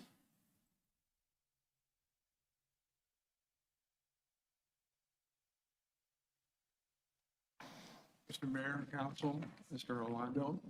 I had some prepared comments to make. I think you know I sent you some information, technical information. I'm going to speak to you now and change what I was going to say because we no longer have this urgency to provide this blessing. So what I want you to do is think about what the real technical problem is. We have started out to build a bridge solving a problem. But that doesn't solve the problem. We don't have a network of streets on this road. That's why we have congestion. There's a whole history, and I provided that information to you as the decisions in the past and why we have the congestion issue on the island. And we have the similar congestion issue off island as well, from where our employees have to come. From a technical perspective, from an operations view, you need to start thinking about breaking down the population into the workers that we need on the island, that live off the island, the senior citizens and so forth who live here, okay, and who need medical support and so forth and so on. Everything we've heard today is that we have this terrible problem, but we're a success. We've got 3 million visitors a year. Isn't that what everybody wanted? We didn't plan for that back when you could do something about it on the island, so you can't do that. So what can you do? Well, you can't add more avenues and streets on the island. But if you want to build a bridge, you can provide greater connectivity for our workers to get here. If you take a look at connecting the Bluffton Parkway to the Cross Island Parkway, that would provide additional routes for people to solve their issues off island. The worker bees can go ahead and figure out the best strategies. That together with the thing that you did start to do, the adaptive lighting system, and you're shaking your head, but I'm the first one to recommend that back in the circle to circle thing. Look that up in your minutes and you'll find out Mr. Ames knows that because he was on that committee with me. Finally, somebody listened, and I give credit to some of my compadres back here for talking to you more and convincing you to do that. And that together, we have to timeshare the streets, okay? In urban areas now, big cities that have the congestion problem, they no longer add lanes to existing things because they just fill up right away. So they're now considering charging people certain times during the day, different fees to use the things in the cities and so forth. It's a form of time sharing. We can arrange ourselves with a real bridge and a connection. Okay, I'm done. Thank you, Mr. Kernan.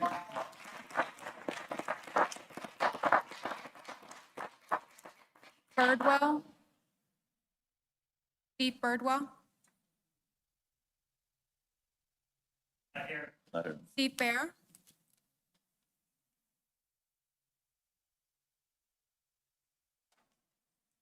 Here's a real problem. Thank you very much, ladies and gentlemen. I sent you earlier today this map, which shows our traffic problems on Hilton Head and the worker and congestion problems. That shows our traffic patterns and the plan being forced on us right now by SCDOT and the Greater Island Council. This is not going to solve our congestion problem or safety problems. It may actually make them worse. There are missing parts and hidden costs in this plan. The sheriff was never asked for a safety analysis. How come? For over 4 years, we've asked for an independent analysis. Over 10,000 petition signers want answers before we build an incomplete, potentially unsafe, non-working, ugly kludge through our town, deflecting better solutions. We've been asking for this for 4 years. For all those years, requests for an independent analysis were torpedoed by members of the Greater Island Council and their partnership on county council. Mr. Barry, you'll address council. Sorry, we have evidence of that. How dare they complain about delay now?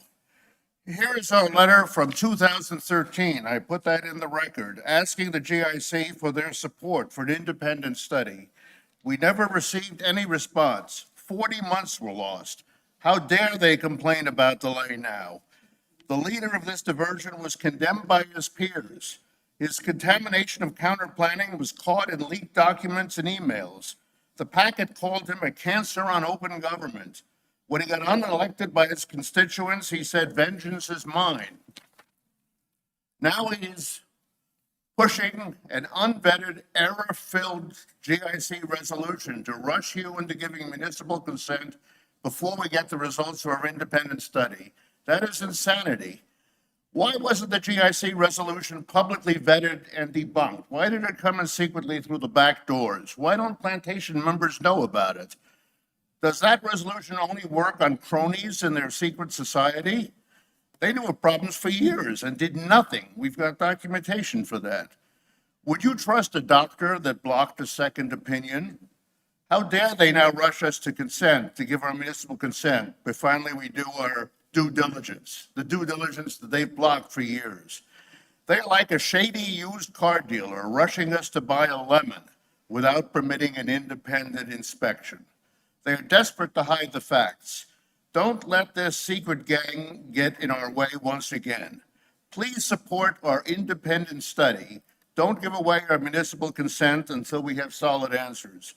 And I want to ask, if there's anyone who agrees with me, would you please stand or raise your hand? Thank you. Thank you very much.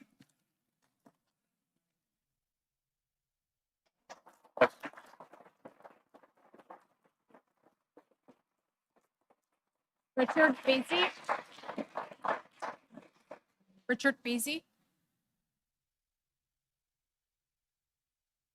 Good afternoon. Remember when Bob Dylan sang, "You don't need a weatherman to know which way the wind is blowing"? Well, you don't need an engineer to understand that the state DOT plan for the 278 corridor is a poorly designed and likely defective product and will not, as previous speakers have outlined, not solve the congestion problem. And that is precisely why we need an independent study to take a fresh look at this project and to test new alternative solutions. As you well know, more than 10,000 people have raised their voices on a petition advocating this. There are 5 members on a Citizens Advisory Committee, including Mayor Perry, and the resolution before you today, which you'll be discussing in a few moments, was approved unanimously last month. It is premature at best to even begin discussing municipal consent. There should be no discussion whatsoever on that today. It is laughable to hear Stu Rodman, the key GIC leader on this project, say that he felt there was no conflict or secrecy in how the group conducts its business. Well, this from a man who was caught and photographed at a secret meeting by the Island Packet a few years ago discussing the project at Fraser's Tavern. Mr. Rodman also claims that his group's resolution aimed at starting community discussion on the so-called languishing project could move forward effectively. Well, it could have happened years ago if the Greater Island Council had bothered to respond to a letter sent from the technical working group, and I believe that copy of that letter has been sent to each town council member. Previous reviews of this project have been a sham, and Mr. Rodman, of all people, should know better. The town's independent study is long overdue. And a major correction, Mr. Christian told you that the voters voted for this overwhelmingly. Well, he's playing with words. They didn't vote for the project, they voted for a tax to provide the seed money for a project to be properly vetted.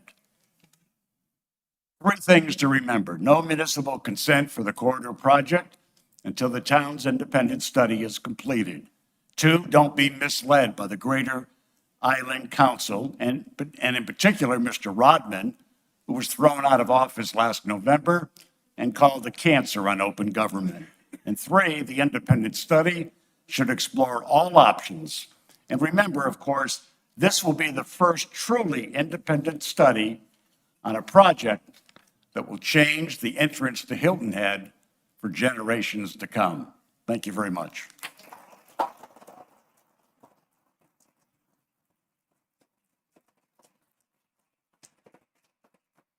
Bobby Tillison. Thank you, Ms. Busy.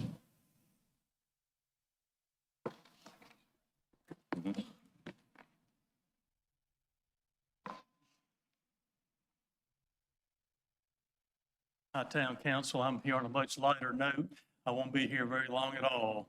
I'm Bobby Tillison, and I am here purely to ask if the town will consider adding to your parks and rec projects, beach volleyball courts on the public beach.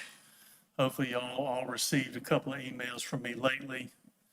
Lynn, did you get yours? I thought I mistyped your email. I think I got it. You got it anyway? So that's all I'm here to do, to tell you today. If anybody has any questions of me, I'd be glad to answer them. Not today, I suspect. Yeah. Thank you. All right, thank you, Bob. Andrew Dale.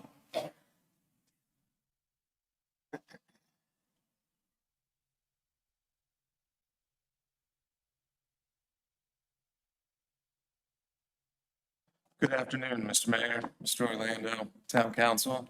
My name's Andrew Dale, permanent resident here for the last 11 years on Hilton Head Island. I'm a teacher and a volleyball coach for 17, currently at Hilton Head Christian Academy. Thank you for the opportunity to speak about potential permanent beach volleyball public sand courts here on Hilton Head Island beaches. As a current coach and an active player who travels from Virginia Beach to Fort Lauderdale, the benefits of beach volleyball have been witnessed firsthand. To name a few: promotes physical activity. 1 hour of beach volleyball can burn equivalent of 500 calories. Number 2, it's a social sport and increases bonds amongst the community, and for younger players, teaches teamwork and work ethic. Number 3, gives locals and tourists alike another opportunity to enjoy the outside of Hilton Head Island. Beach volleyball is one of the fastest growing sports in the United States. Starting back in 2012, there were 28 collegiate teams existing. 10 years later, in 2023, there's over 186 across the United States. It's a 158 team rise in 10 years. I am currently the club director of Hilton Head Island Beach Volleyball. I have seen the growth as well as from 8 in 2020 to 40 in 2023. We travel from Myrtle Beach down to Cocoa Beach in Jacksonville, across to Atlanta and to Charlotte. When families see the HHI logo on our gear, they are quick to ask if we will host a tournament. Yet another chance to promote our island in a positive nature. The proposed model setup is simple and instituted in multiple beaches across the east and west coast. The Isle of Palms has 4 nets set up, Jacksonville Beach with 10, and California has more than I can count. Setup, maintenance, and impact on the environment would be minimal. It would only consist of 2 6-by-6-inch by 10-foot wooden standards with a net. Players would bring their own boundary lines, which would eliminate any obstructions in the sand, antennas, and balls. This setup would allow for both competitive and recreational players to benefit from this. The opportunity of the town and the island would have an opportunity to showcase their beautiful beaches and outdoors. Thank you for your time. Thank you. Thank you, Andrew. Holly Hicks. Holly Hicks.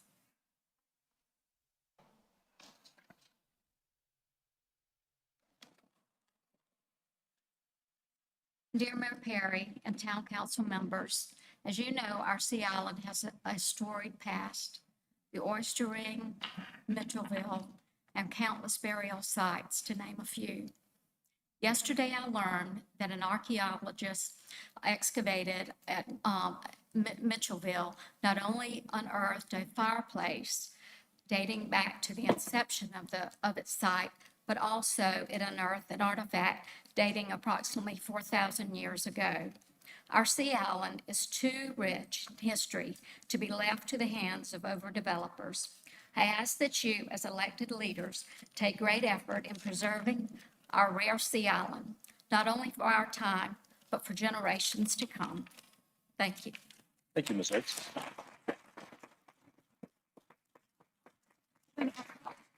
Stephen Arnold.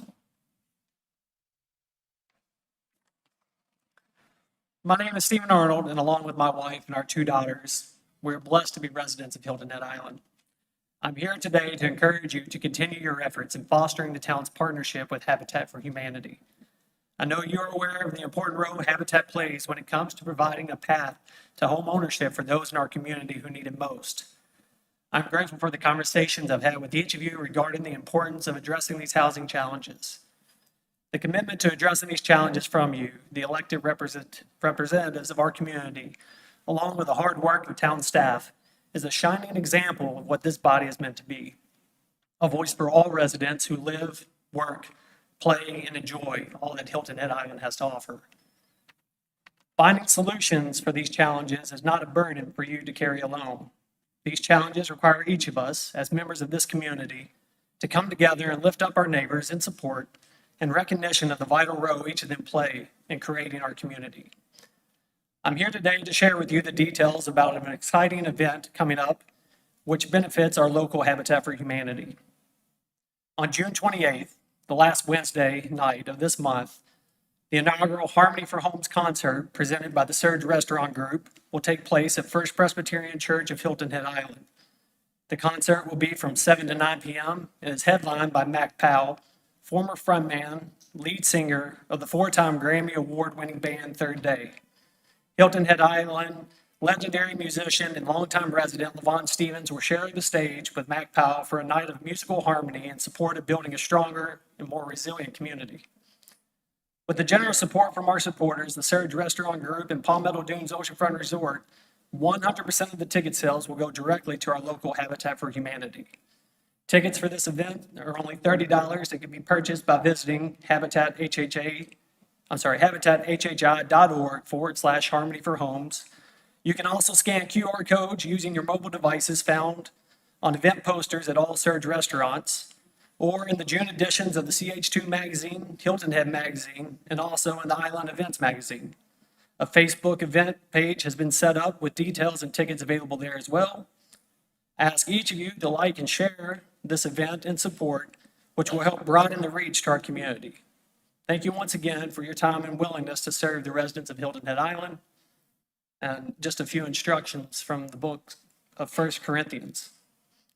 Let no one seek his own good, but the good of his neighbor. Thank you. Thank you, Stephen.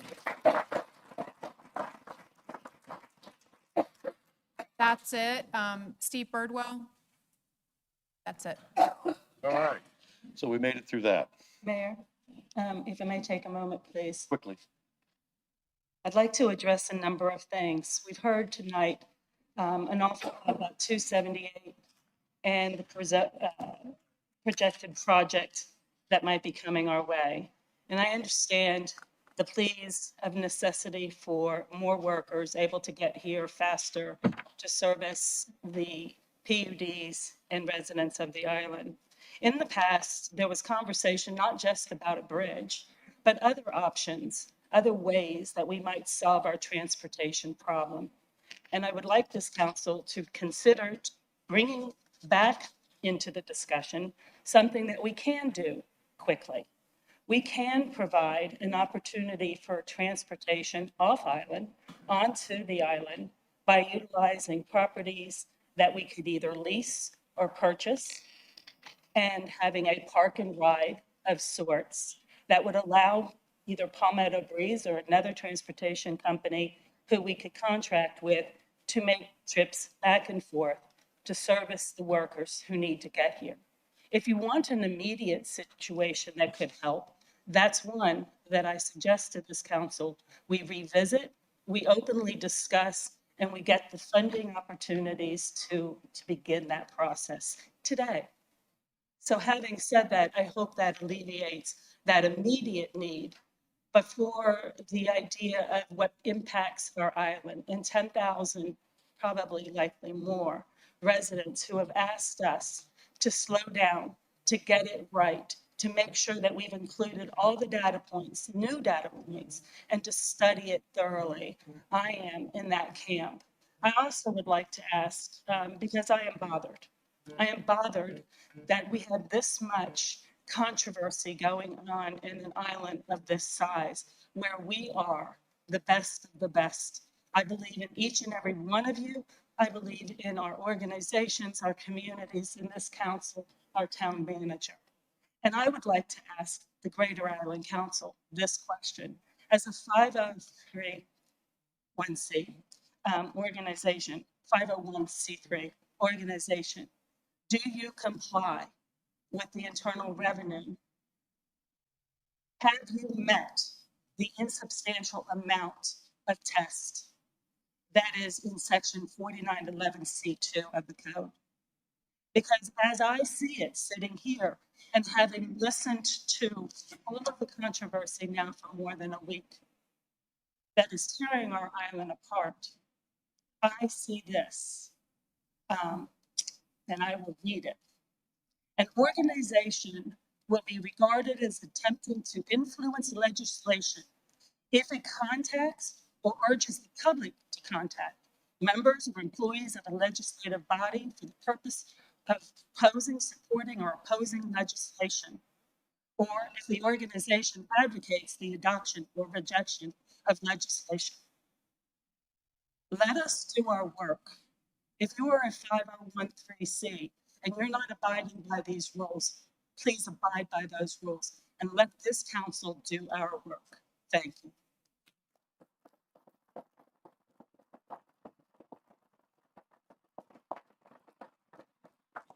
I'm sorry, Mayor Okay. Perry, we have one additional public comment. Pardon? We have one additional public comment that was called in. Well, I don't need to be. Thank you. I'll speak to you privately. yeah. Mr. Gray Smith signed up and left a message. Oh, okay. Thank you, Mayor Perry, council members, town manager, Mark Orlando. I guess somebody didn't get a message when I called this morning. My prepared remarks, I am amending a little bit after listening to Sheriff Tanner and his statistics on the traffic on and off the island. I'm in the bond business, I'm a numbers guy, so I just kind of ran a few numbers. But that 20 million on and off the island per year, 57,000 a day, that is just about exactly 1.5 times the amount of our permanent residents on the island. So it's an incredible challenge to get all of these people on and off the island as expeditiously as possible. The SCDOT, when they first presented their program and their preferred alternative, I'll never forget, they freely admitted that the best that they could expect from building this 11-lane single super slab was to raise the traffic performance from an F to a D. I think a lot of us at that point were motivated to try to do a little better. And that's when we came up with the idea to look all around the country and hire some of the best experts in the country as to how to truly optimize our traffic flow on and off the island on a daily basis. We know that 20 million movements a year, you're not going to get everybody on and off the island without, stoppages. So it's all about an optimization. And I really, really thank you, this particular town council, because unlike in the past, where the town councils were unduly influenced by the pressure of the county council, you folks stood up and said, yes, We are Hilton Head Island, and we are going to conduct our own independent study, not as the county council cleverly referred to it, an independent review, which meant only reviewing what the county, what SCDOT had already, looked to jam down our throats. So I thank you. I'm really excited the way the advisory committee is going and the progress that's being made in the selection of this expert to give us the best optimization of our traffic program that's possible. So thank you very much. Thank you.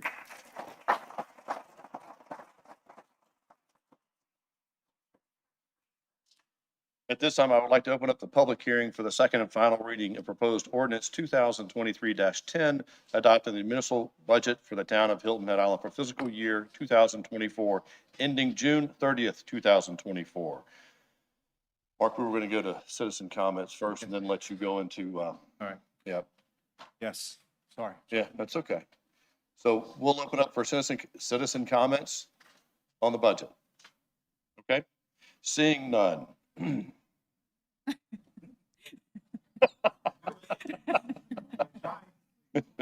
Hi, Mayor and Council. Hello.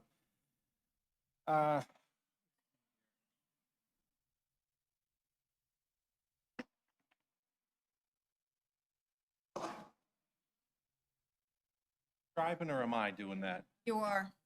All right. Good, thank you. Well, we're back here for second and final reading. Tonight, I'm going to go through our consolidated budget goals, our budget overview, a little bit about the budget review and approval process. So over the last 30 days, we've been working pretty diligently to establish a balanced budget that delivers the town council strategic plan priorities. We see. Mark, if you'll hang on a second, while some people are leaving, Okay. And there's a lot of chatter going on, so we want full attention.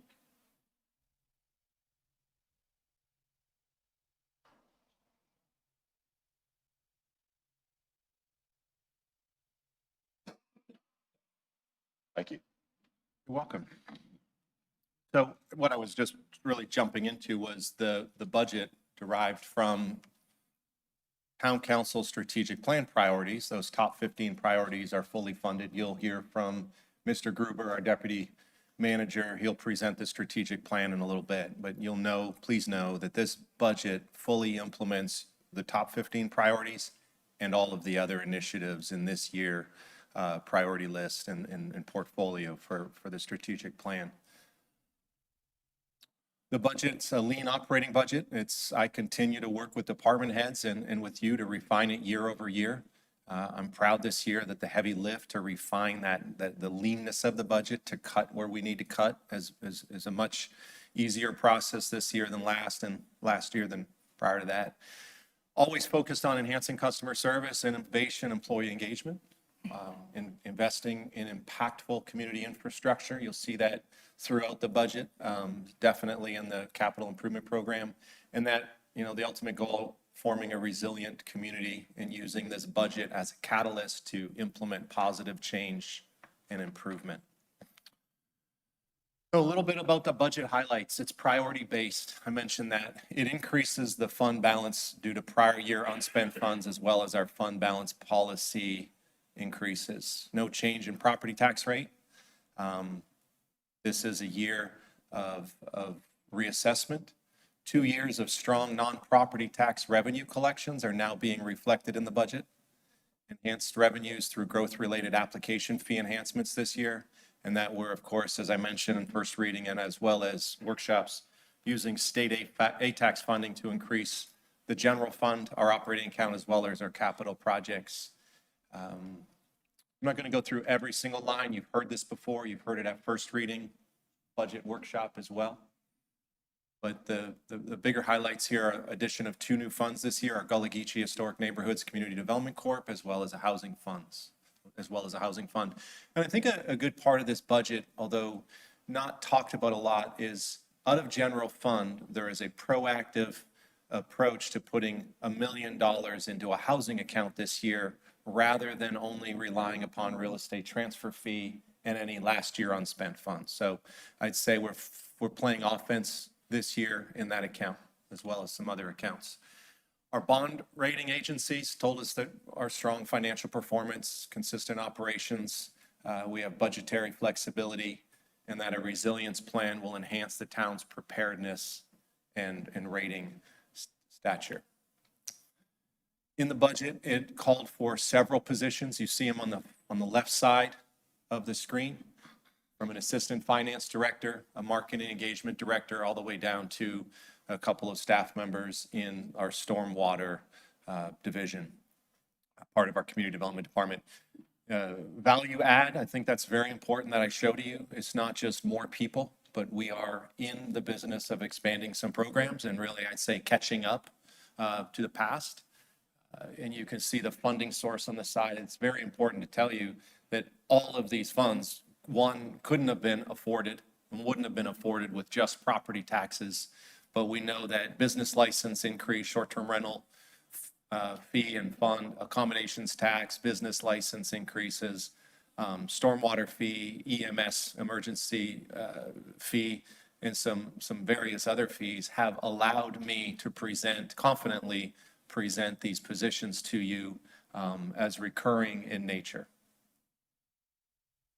And we talked a lot about that at workshop, as well as several part-time folks, especially fire rescue, cultural affairs, beach ambassadors, just like last year.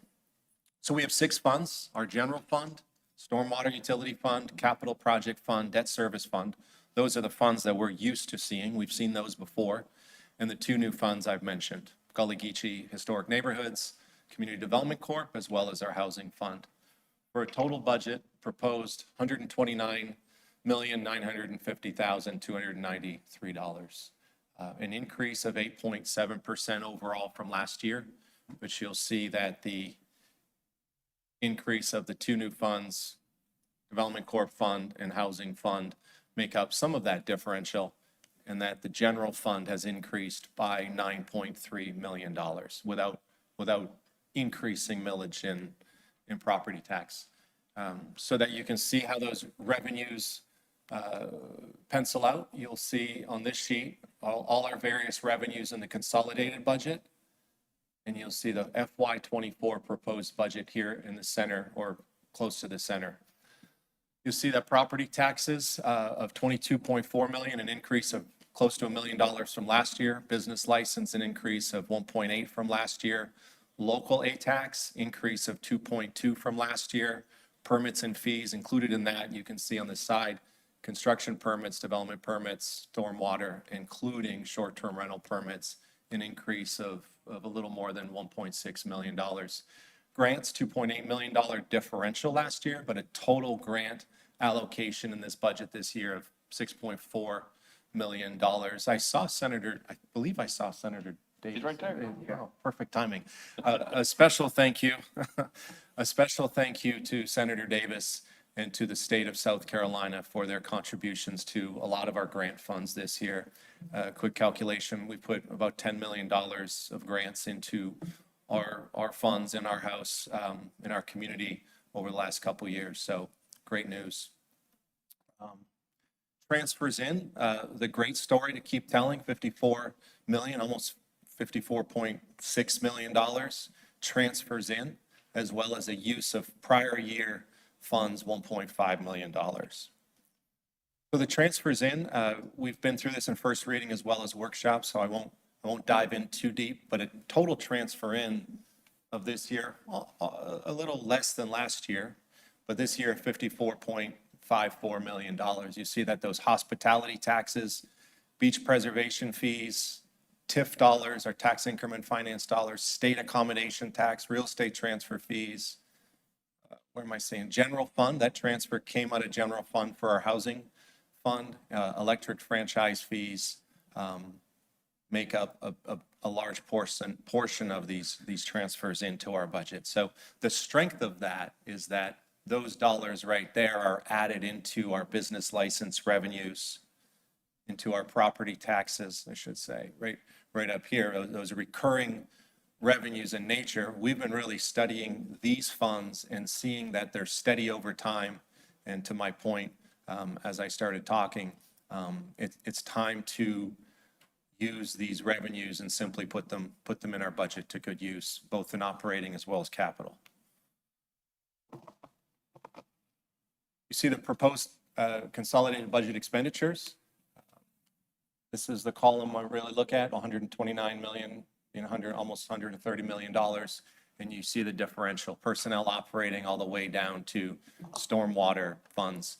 The flag's in the way, but a large portion of these consolidated budget expenditures lie in our capital improvement program. I'll dive into that a little deeper. Our millage rate, as of right now, remaining the same at 23.10. Our mill value right now at going up towards $1 million, $985,000 projected. And of course, this is a reassessment year. We talked about that. I will be back in front of you to talk about millage in the coming months. But Beaufort County reassessment's underway. The finance director, the whole team, working with Beaufort County assessor, finance department at the county's legal department, Department of Revenue at the state, to include calculating the effects of our reappraisal on all property values. So the South Carolina Code of Laws and State Department of Revenue provide that guidance on those values and calculations. I don't, John Troyer doesn't, we don't. And our budget includes budgeted property tax collections based on our current property values, not the reappraisal. So stay tuned for a lot more of that. I will be back in front of you. So whether we roll back neutral or we roll back a different way, we will be back in front of you to talk about that. Today is not the time to solve that simply because there's still a lot of work to do. But you'll see on the bottom line, we'll propose to amend our budget ordinance in July or August, depending on when we really obtain that information and understand it and an ability to bring it forward to you. July, August timeframe. So general fund, again, I'm not going to get into all this, but I will go a little faster through this part of the presentation. But we know that that's our primary operating account. Resources for the town's primary operating fund. Public safety, interagency partnerships are also in here. You see that our, right there, FY24 proposed budget, $57.9 million. That's close to a little more than $9 million differential over last year. And again, I shared with you in the consolidated budget revenues why and where those funds derived from. Property taxes are up $1 million. Local A-tax came in, collected more. We do need to use that. That is not a fund balance account only. Business license increased 17.2% more revenue this year than last. Permit fees, 51% more revenue than last. And you just see those dollars through there.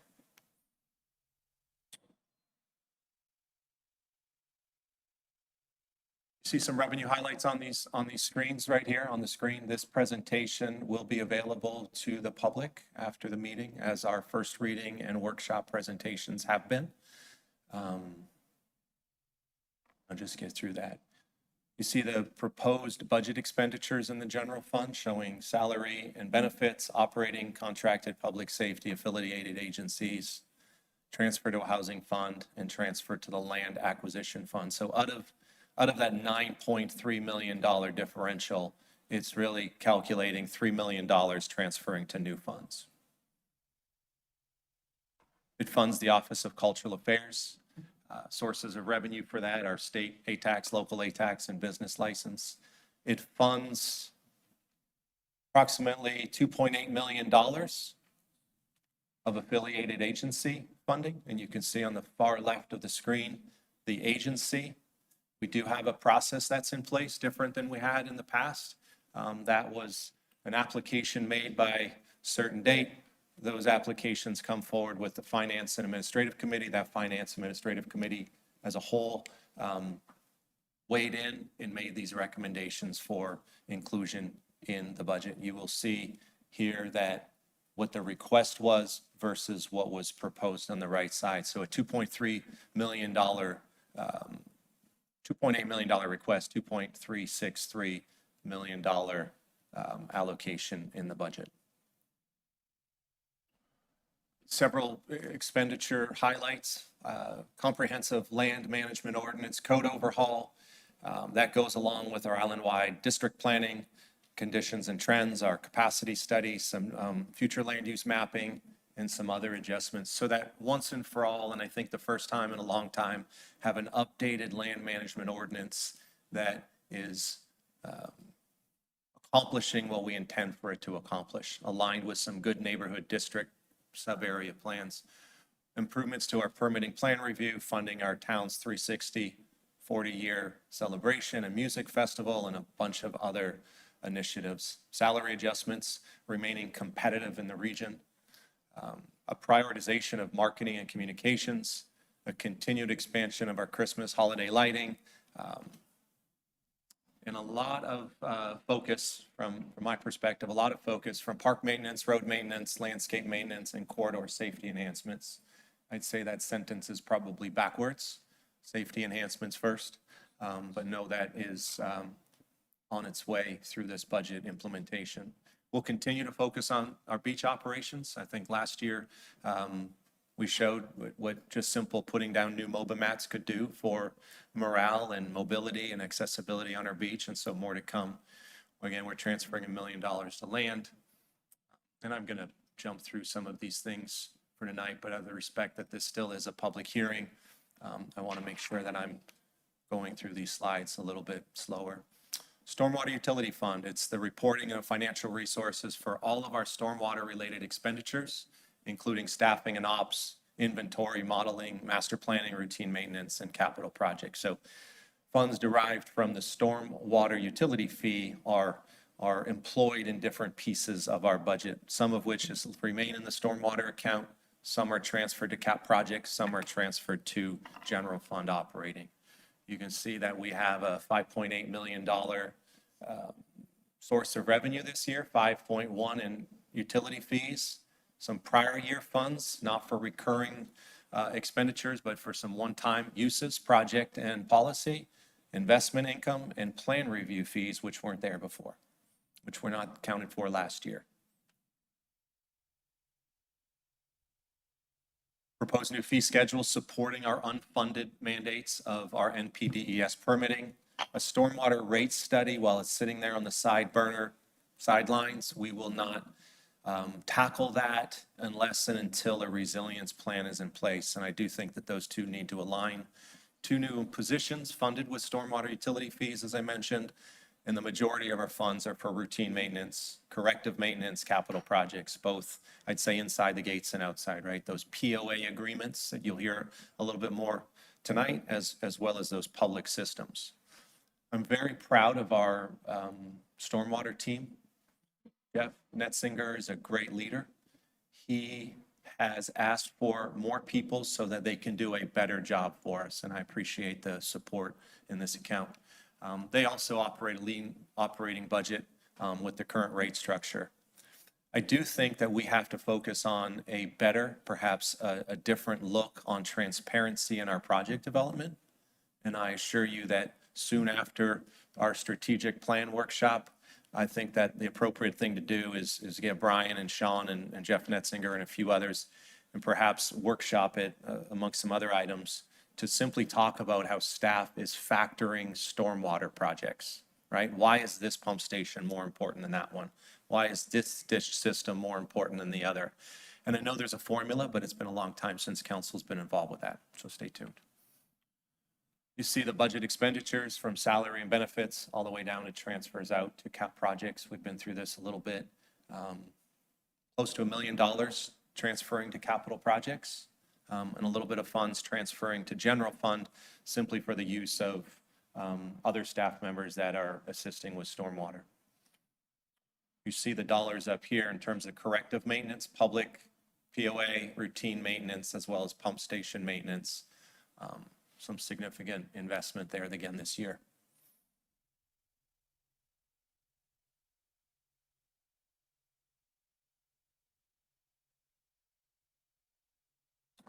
And we talked a lot about this. Approximately a $400,000 project is on the way. You'll hear a little bit more about that when I get out of the way, but a SWOT analysis as well as a final plan as an island-wide resilience plan.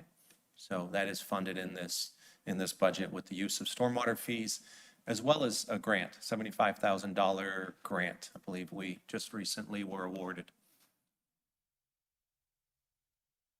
Our capital improvement program, which we know about, our 5-year program, taking a look at this current fiscal year.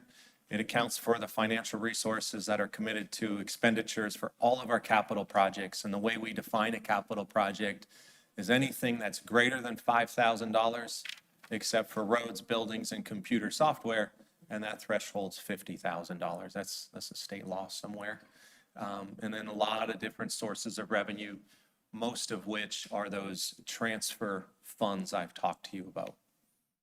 There's a process to take a project idea to completion. We review our prior year projects to carry forward. FY23, we've done that. We consider internal lists and other sources for input, balance funding availability and staffing. We are doing a better job of doing that, I would say, and I always say with a capital program, we have a great leader in Jen, but we have all gone to the grocery store hungry. And so it's important this year that we really prioritize what we finish in 23 and what we don't start until January 1, 24. We are working hard on that. But the Parks and Rec Commission helps us with that, as well as their CIP committee input to prioritize projects. Those recommendations were made to you at first reading, and you've reviewed them. We've talked about them in depth at workshop. A significant source of funds, 39.9. So if somebody asked, we have approximately a $40 million capital improvement program that, of course, is funded with those various funding sources on our left side. H-Tax, that's supporting leasing our fire fleet, but then a whole array of other funds, beach preservation, hospitality, tax increment financing, state and local A-tax, road usage fee. That's a fund balance. We're not still collecting road usage fee, but we're using the account to improve roads, some of which are dirt roads. Electric franchise fee, $7.7 million. Real estate transfer fee and stormwater utility fee. You see the various programs: beaches, pathways, roads, parks, facility and equipment, fleet, land acquisition, and housing. And of course, you see housing up there. It won't remain, but we've transferred that to a separate account.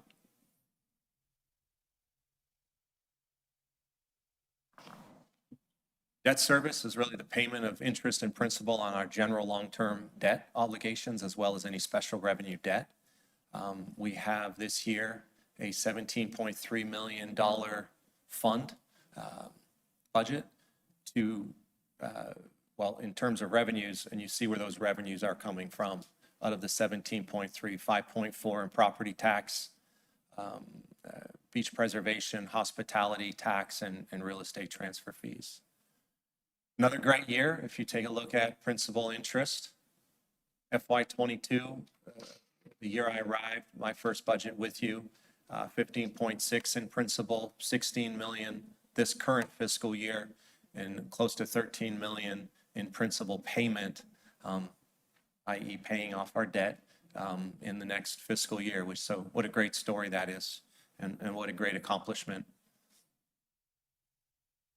These are our various sources of bonds and debt.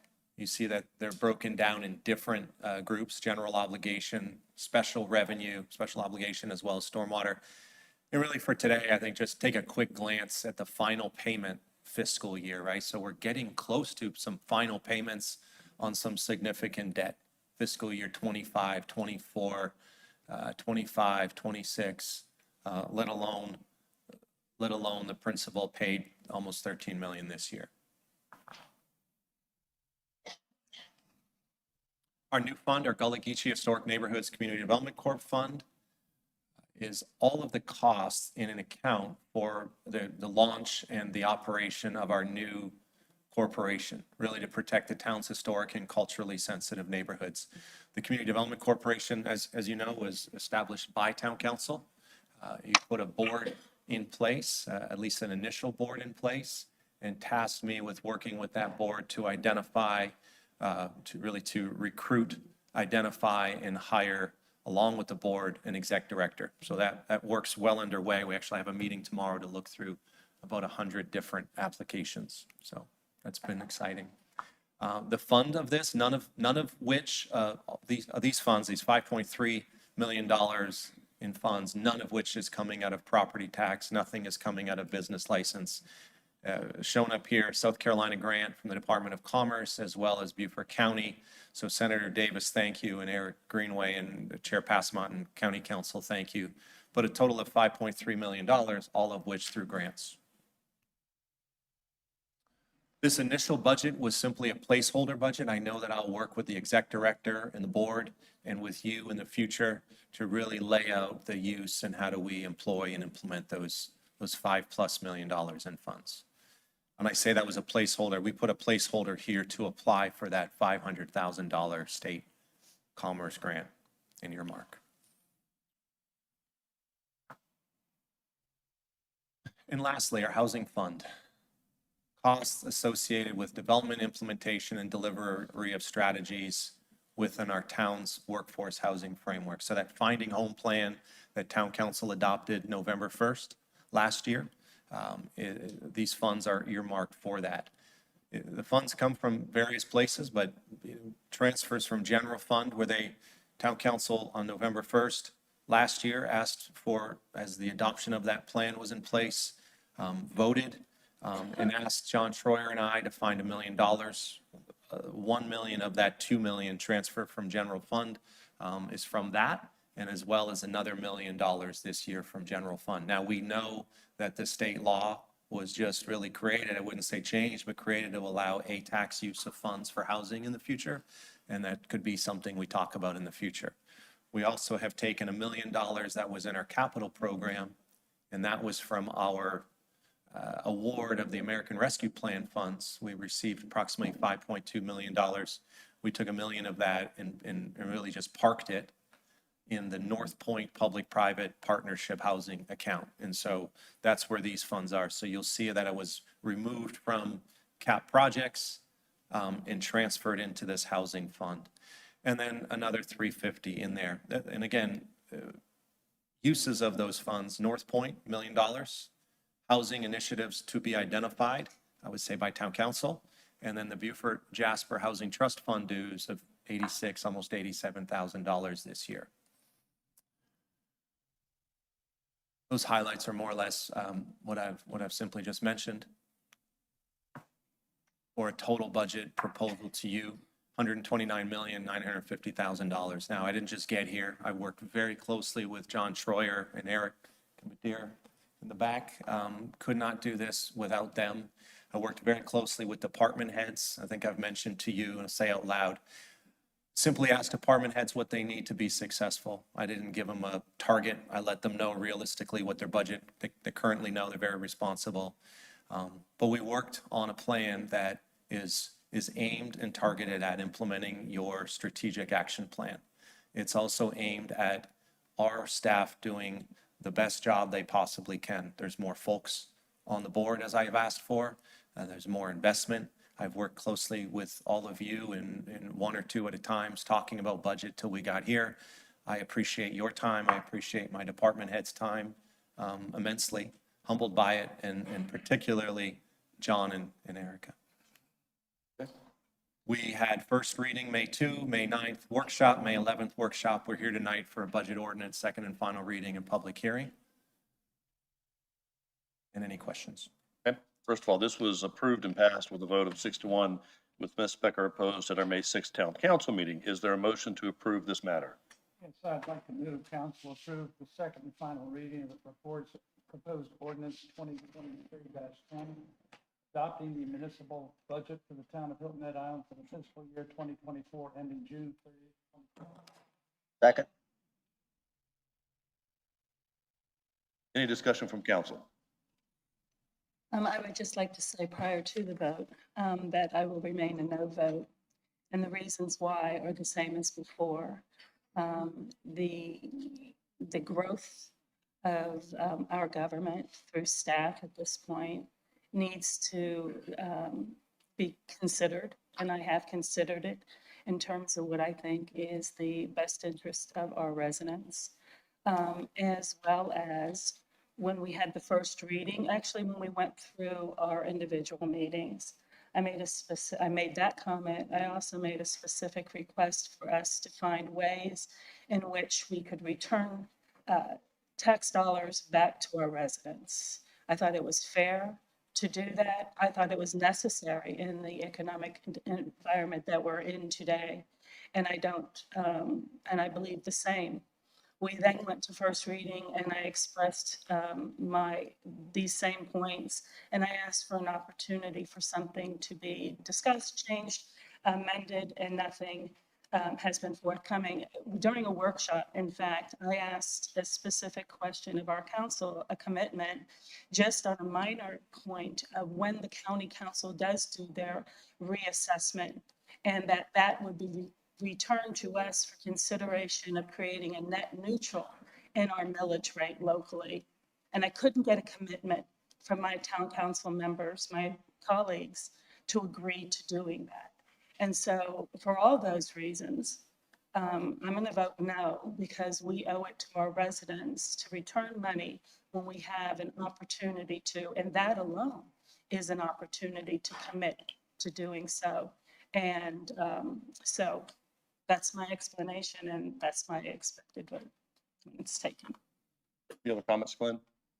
I just want to drive home and underline that this budget does not call for a tax increase.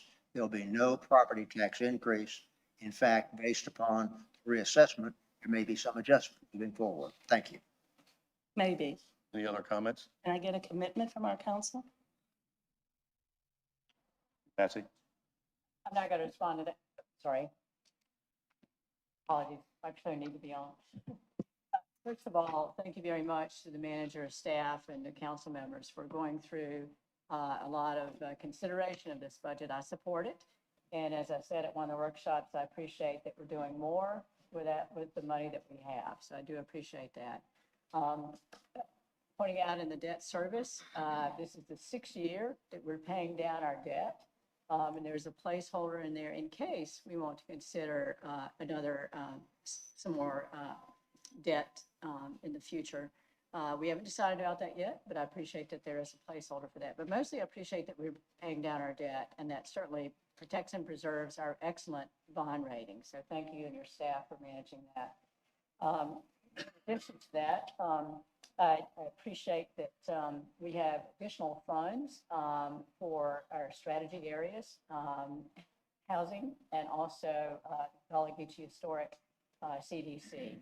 And one of my constituents asked about the increase from fiscal year 2021-2022 from about 80 million to about 129 million. And as you pointed out in the slides, that the increase of about 120 million to 129 million this year is those two latter funds that I mentioned, CDC and also the housing fund. With regard to the difference, the other delta there, a large part of that has to do with moving the capital fund, as I understand it, into a consolidated fund. And then also we've had increase in revenues outside of property taxes to be able to provide us with additional services. And the last thing that I'll point out is that actually in section 2 of the ordinance that we've adopted on first reading and will adopt on second reading is the final sentence of section 2. The millage rate will be reduced to offset the effects of implementation of new property values from the county's reappraisal process. And I do support revenue neutral budgets. Thank you. Brown? You don't call for the vote because I'm ready to vote. You don't have to speak if you don't want to. Ready to vote. Mr. Ames? Yeah, a question and then a comment, and I don't know if I should address to the town manager or Mr. Troyer. Have we gotten much public inquiry as to what's happening in this budget, questions about the budget, complaints, or any kind of positive comments? We've received some public comment. I've replied to it. The email that you all received was the email that I've received outside of those public workshop questions. Would it be fair to say that the public hasn't weighed in very much on the budget process? Correct. I have not heard a lot directly. I want to speak fairly forcefully. I am tremendously excited about this budget because it's giving the town an opportunity to reestablish itself as a leader in planning and investment in quality projects. And I think, I saw Steve Birdwell is here. I have to thank the Sea Pines Resort for the kind of investment that they've been making in the town. We were at the bank today, and the investment that Watterson is making in the town, the $1 million grant that he gave to Mitchellville Freedom Park, those are signs of optimism. And I go back to the old Sea Pines days in the 70s. We were excited, enthusiastic citizens of this community because people from all over said, we're doing it the right way. In the 90s, Mayor Peoples and the town came together and invested $100 million in taking development property off the marketplace and putting it into preservation. That was a pivotal moment in this community. Today, I see this budget as giving us the opportunity to do significant things that we haven't been able to do in the past in parks, housing, Gullah CDC, it goes on and on. Streetscapes, maintenance improvements, and so on. There is a message to our community today that we're going to lead in planning, we're going to lead in investment in quality products, and we're on a roll. Thank you. Thank you, Mr. Ames. A couple things I want to address real quick. In that one of the workshops, I did say that, with the reassessment that's coming through the county, we don't know what that's going to be. We will address that when those numbers come around. We will look at that. Cannot make a commitment to a non-action that's something that hasn't happened yet. So we've got to see what comes around before we can do anything on that. So we will come back and take a look at that down the road. I do applaud you in coming with a budget that addresses the issues that we're facing. And with a lack of staff to be able to properly provide customer service to our community is something that's been lacking for a while. And the ability to get projects done in a timely fashion that improves our quality of life is necessary for us. So I applaud you on that. And I applaud staff for coming in with realistic numbers that makes this work and utilizing the revenues that we have. So I will be a definite yes for this. So with that being said, are there any comments from the public? Seeing none. Nope.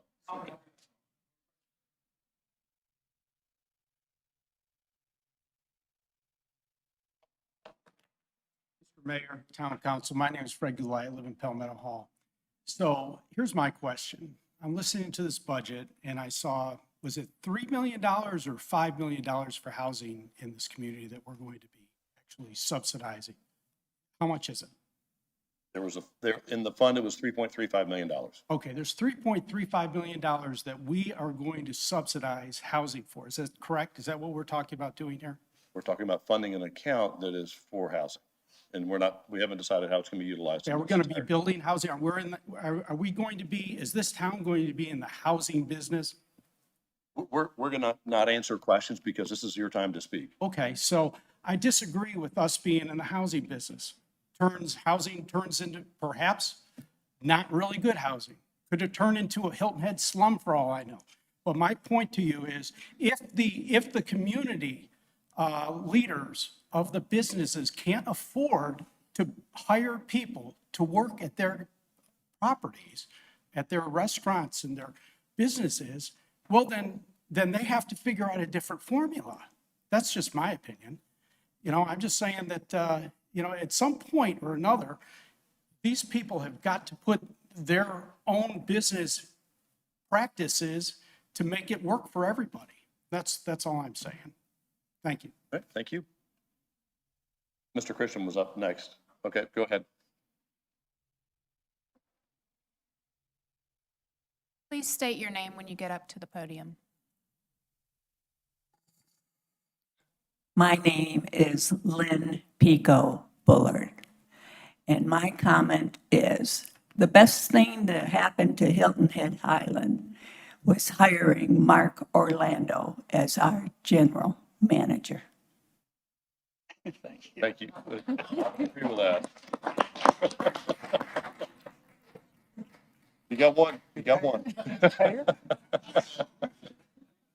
Peter, you gonna take that away from him?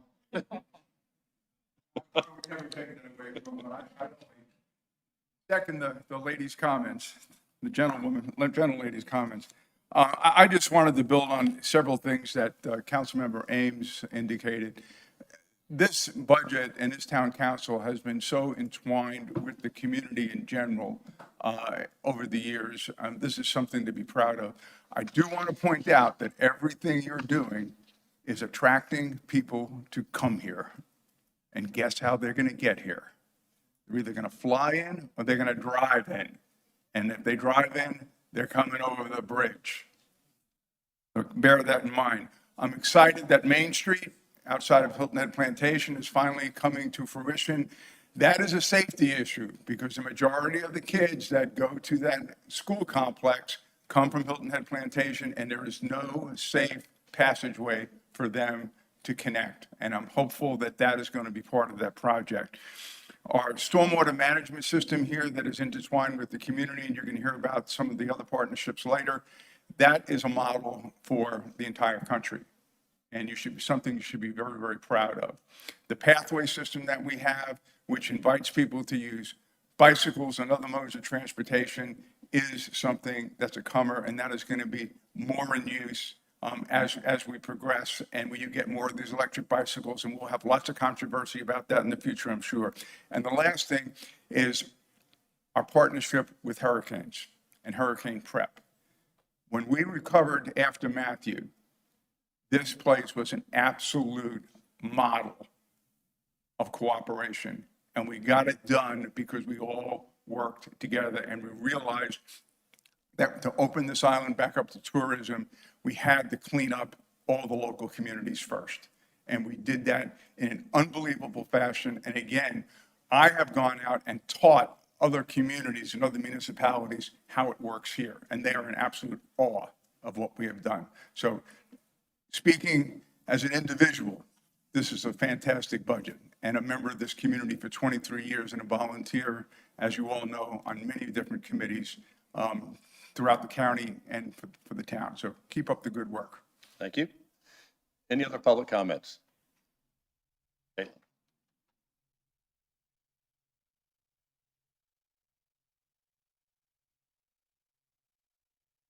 Caitlin Lee. I just want to say thank you for we are obviously investing in what we value. I also would like to just say that our total budget, the percentage that we're investing in housing is 2.7% of the budget. So as we're moving forward and making comments, that it is a relatively small investment for a huge payback for our community. And I would hope, especially those of us who have moved here and worked in hospitality and sold vacations and timeshares for as long as I know Mr. Goulet has, that he would remember that many of those things have been are the reason why we're in this situation, is because it's such a desirable place to live. And I think everybody sitting on council right now understands that just because we've moved here, and those of us who have been here our whole lives, we don't get to just shut the bridge down, that we have to continue to keep this economy going, and we have, y'all are duty bound to help do that. So I just want to say thank you, and thank you for investing in what this community obviously values. And I look forward to seeing what comes from all of these great things that we're investing in. Thank you so much. Thank you. Any other comments from the public? Seeing none. Hearing no more discussions. All those in favor, please raise your right hand. No. Do what? Roll call. No, we don't have to. What? We can do it that way if you'd rather. We can do it by raising the right hand or calling the roll. Right. Your mayor. Mayor, if there's a procedural question, the town attorney should respond.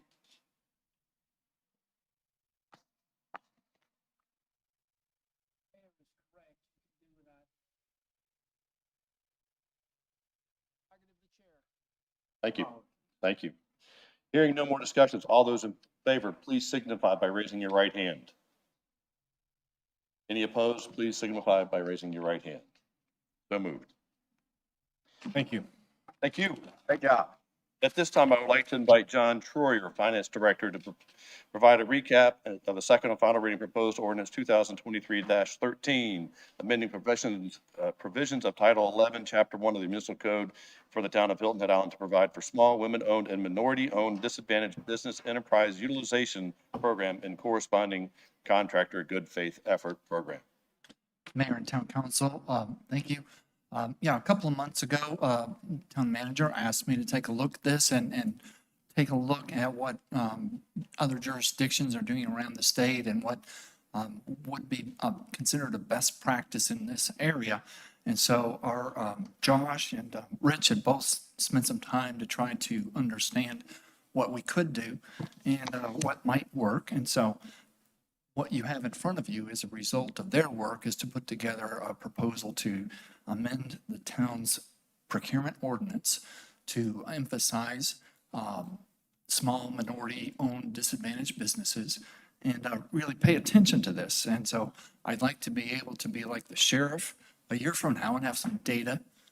We can talk about data and have reports, and I think this would be a good starting point to start collecting data so we can talk about how are we doing.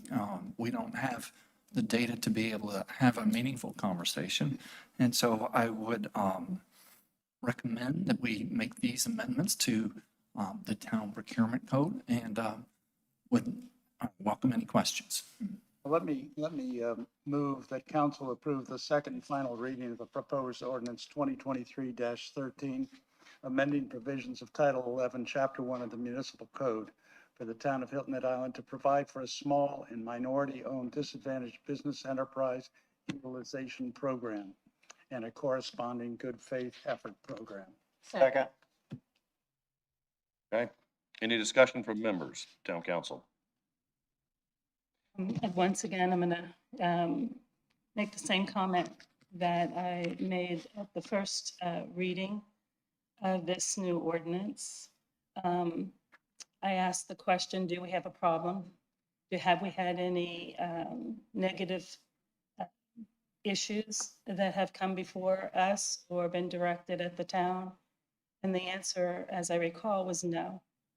And that doesn't surprise me, since the town of Hilton Head does the right thing, and the people of Hilton Head are the good people that we serve.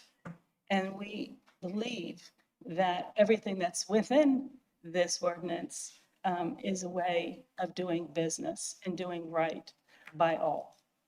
And so therefore, I don't see a need for an ordinance to tell us to be the people who we already are.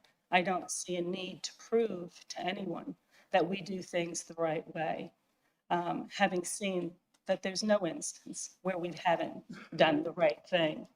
I heard a comment during the last meeting that these are the types of ordinances that young people expect to see when they move into a community or decide to move into a community. Well, that's unfortunate. It's unfortunate that they look for documentation like this to demonstrate to them the good people that will become their neighbors and their friends. And so that type of indoctrination, perhaps, of our young has really become a thing that I think is taking us in the wrong path. I trust each and every one of the people who live on this island to be good humans. I know you are. And I believe the staff is. I believe our town manager would ask for nothing less. And so while we are a community of old white people and old Black people, we have created the type of environment where you can trust that every day each one of us gets up and chooses to do the right thing. I don't need this type of thing in our rules, because to me, it proves just the opposite. Any other comments from council? Any other comments from the audience? All right. Hearing no more discussions, all those in favor, please signify by raising your right hand. Any opposed? If so, please do by signifying by raising your right hand. So moved. At this time, I would like to invite Brian McAwee, Assistant Community Development Director, to provide a presentation of the resolution supporting the proposed approach to complete a strength, weakness, opportunities, and threats SWOT and resiliency plan for Hilton Head Island. You want me to move? Good afternoon, Mayor, Council, Town Manager. Before you this afternoon, we have a consideration of a resolution to support a proposed approach to complete a strengths, weaknesses, opportunities, and threats and resilience plan for the Hilton Head Island. This project is identified in the strategic plan as a top 15 priority item, as well as our plan, which is the town's comprehensive plan. Back at the budget workshop, Mark asked me if I could give an off-the-cuff definition of resilience, which was pretty funny at the time, but here is a good definition of resilience. The Urban Land Institute defines resilience as the ability to prepare and plan for, absorb, recover from, and/or successfully adapt to adverse events. With respect to the climate adaptation in this project, it is the ability to anticipate, prepare for, respond to, and recover from hazardous climate-related events, trends, or disturbances. Jeff Buckaloo has worked really hard on this. He's talked with state representatives of the Office of Resilience, as well as some local advocates. We prepared an approach and scope of services that are included in the RFQ for this resilience plan for sea level rise and climate adaptation. We presented this to the Public Planning Committee on May 11th, and it was unanimously recommended to Town Council to approve this resolution supporting this approach and scope of services. If we approve this tonight, we can get this advertised by the end of the week and hopefully have a consultant on board by mid-August is what I'm thinking. Bet you we've got a motion coming up. Yeah, so I do have a presentation, but for the sake of time, I can I'd like answer to any move questions. council adopt the resolution supporting the proposed approach to complete a strength, weaknesses, opportunities, and threats, a SWOT analysis, and resilience plan for Hilton Head Island. Second. Hey, Patsy. Any discussion from members of council? Any discussion from the audience? Mayor, can I just say, I'm so excited. You've heard me say this before. You'll see my happy feet. If you could see my feet, they'd be dancing right now. So thank you, thank you. I look forward to this. All right, hearing no more discussions, all those in favor, please signify by raising your right hand. That appears to be unanimous. Thank you very much. At this time, I would like to invite Sean Colon, Assistant Town Manager of Community Development, up to provide us with a presentation of a resolution approving the William Hilton Parkway Gateway Corridor Independent End-to-End Analysis Request for qualifications and scope of work. Sean. Thank you, Mr. Mayor, Council, Town Manager. Happy to be up here again. I'll try to be brief on this as I can. I provided you an update on the remaining steps needed to complete this end-to-end analysis and independent study. I've worked with your appointed advisory committee over a course of a couple of meetings. I want to say thank you to them for working so quickly to make a recommendation on the RFQ and the scope of work that was included in your packet. It does focus on those specific items that Town Council had vocalized were important. One was that it be truly independent, so the town will control the narrative and the scope and the work that's being done from beginning to end. It does focus on areas beyond the joint one that was agreed to with the county. The consultant is not constrained to look just at the alternatives that were part of that current EA and NEPA process. I did present to the committee all range of alternatives, and if our consultant finds any other alternatives that would be viable, they can evaluate that. It does speak to including specific information in there related to detailed impact and mitigation. It does look at downstream impacts, complete to Seapine Circle on Palmetto Bay, Cross Island route, and again to Indigo Run, Wilborn, Indigo Run and Ooping Crane on the business route. I think it delivers what the community has been asking for final evaluation to give council confidence that when they're asked to make a decision, they'll have the information that's needed. I anticipate that this will take no longer than 6 months once the contract is awarded, and that's included in the RFQ. And I'm happy to answer questions that you may have based on the RFP that was in the packet. Okay, this was approved and recommended by the William Hilton Parkway Corridor Independent Review Advisory Committee at their May 12th, 2023 meeting. Is there a motion to approve this matter? I'd like to move council adopt the resolution approving the William Hilton Parkway Gateway Corridor Independent End-to-End Analysis Request for Qualifications and Scope of Work. Any discussion from council? Seeing none, any discussion? Oh, Patsy, I'm sorry. Sorry. First of all, thank you to Mr. Colin and also to the committee. I sat in on the 2 meetings, and your patience in going line by line by line, both the staff and the committee, in looking at this and coming up with the right language. I really appreciate that.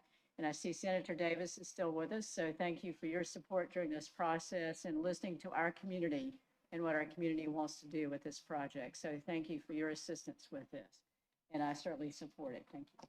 Go ahead, David. A question, Sean. We have heard different proposals over the last couple of years of alternates that SCDOT rejected because of cost. If the end-of-end study is going to recommend some one of those alignments, how does the town end-to-end study interact with SCDOT on budget items? Well, it's a good question. We'll get an opinion of engineer probable cost for alternatives they think are viable. And that was part of what was discussed with the committee. You know, I don't think it's just a DOT estimate. I think any capable engineering firm could give you an order of magnitude cost for the alternatives that may be worthy of consideration. And if when I went through the EA documents and looked at the initial range of alternatives and a reduction to 6 initially, cost wasn't a factor in that initial screening. And so it was, again, it wasn't a factor. And I think there's some consideration that maybe cost, if it was part of that initial evaluation, could have led to something different. So we've asked our consultants to take a look at all of that. And then based on viability, provide that order of magnitude cost for the alternatives that would be available. Thank you. I appreciate the answer. Yeah. If there are any other comments, I would like to thank the committee because it was both sides of the fence. And we came to an agreement onto what this document needs to be and what we need to look for. So I thank the committee. I see Mr. Advocate here, and I don't see anybody else from the committee. But we worked together to create a document that's fair and is not leading an engineer or a study to a point that we wanted. It is truly independent. So I thank you all for that. Any other comments from council? Okay, seeing none. Audience, anybody in the audience? Yes, sir, Mr. Beesing. I have no speech. Just wanted to say, Your name, sir? oh, I'm sorry, Richard Busy, Hilton Head resident since 2004. I just want to say oftentimes, and especially today, we get up and we get very emotional and there was a lot of emotion today, but I just want to thank you for what I hope is going to be a unanimous vote to get this independent study going. It's long overdue. And on behalf of 10,000 plus petition signers, I believe they would be thanking you as well. So again, thank you. Thank you, Mr. Busy. Any other comments? Mr. Christian.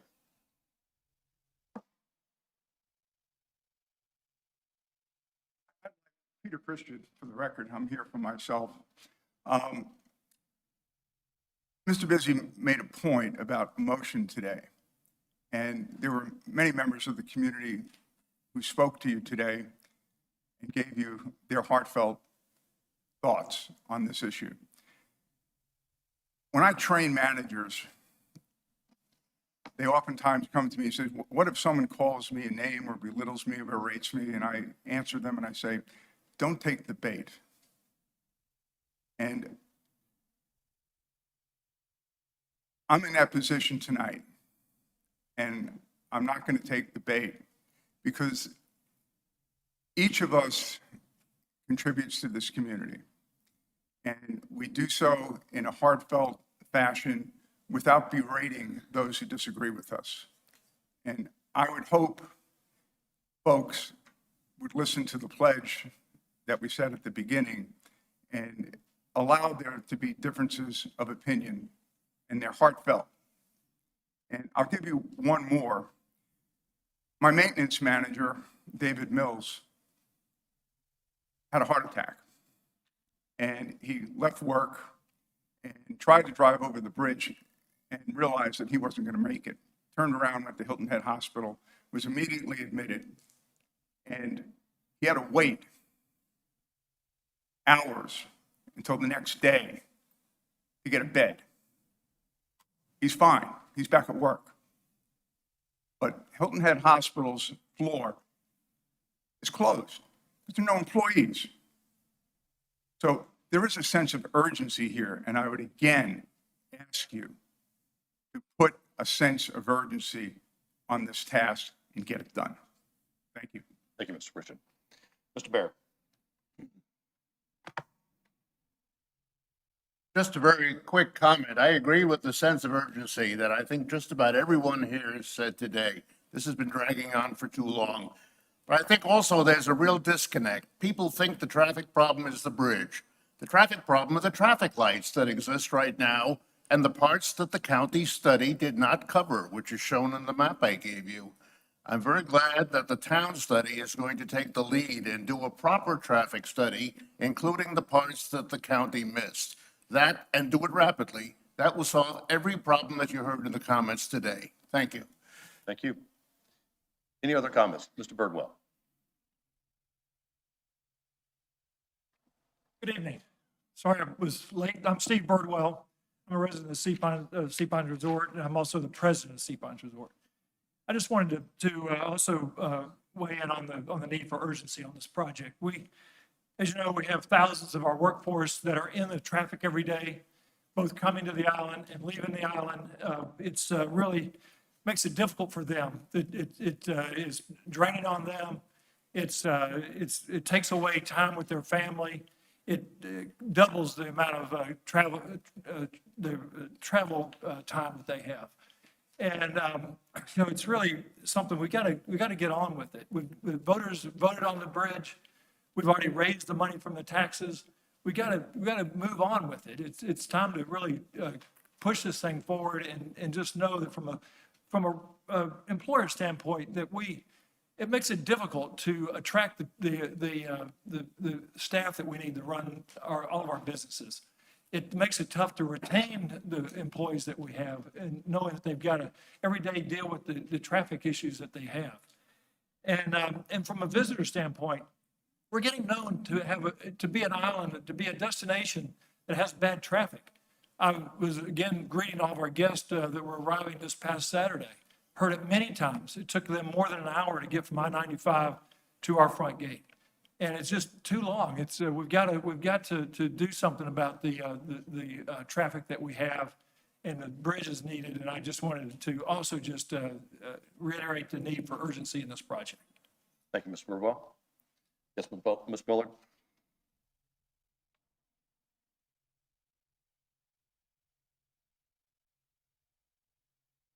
Lynn Pico Bullard. I hear everybody talking about the traffic. Nobody has an idea or can explain how 3 lanes of new bridge is going to merge onto 2 lanes of Hilton Head Island without a backup. You can talk about traffic lights, but when you have car after car after car, there's no break, so the lights aren't going to change. I had a situation during Heritage Week. I innocently went to the post office, mailed my bills, got on Gumtree Road to make a left-hand turn, and I had to wait 6 minutes for the light to change. Now, okay, it's 6 minutes. That seemed like an eternity. Now I'm more prepared. But is this what the future is? Pushing everything down 278? And if you want to merge or use a side road, we're going to be the second-class citizens advocating for the tourists. Thank you. Thank you. Yes.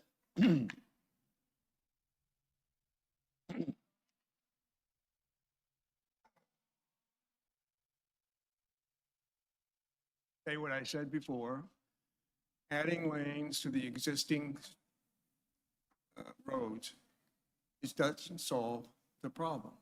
Do your homework, look at other cities where they've done that and found it doesn't solve the problem. We can't make up for mistakes that were made 45 years ago on the island. We do not have a network of roads and streets. If we did, we would diffuse the congestion. It doesn't work. The only thing you can do if you want to spend all this money is build the bridge and put it where it belongs to connect all the parkways, Bluffton Parkway to the parkway we have on the island. That provides additional pathways. It also gives you 2 more lanes rather than 1 more lane.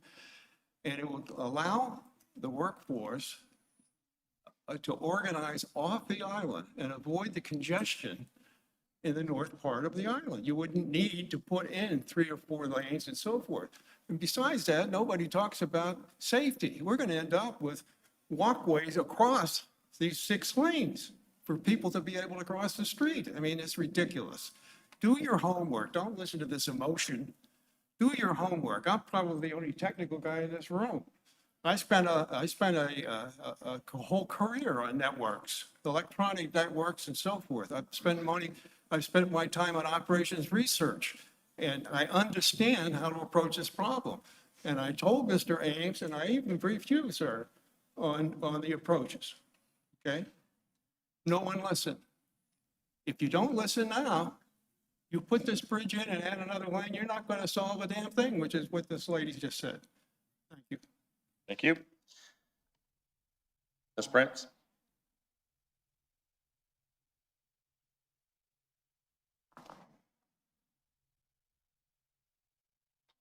Risa Prince, for the record. I served on the original oversight committee onto this 278 project in 2019.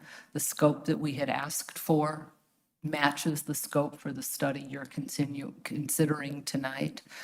That scope was amended by county council members at the time so that it didn't truly provide a wide independent look at the consequences to the island of traffic. Essentially, the island's a cul-de-sac.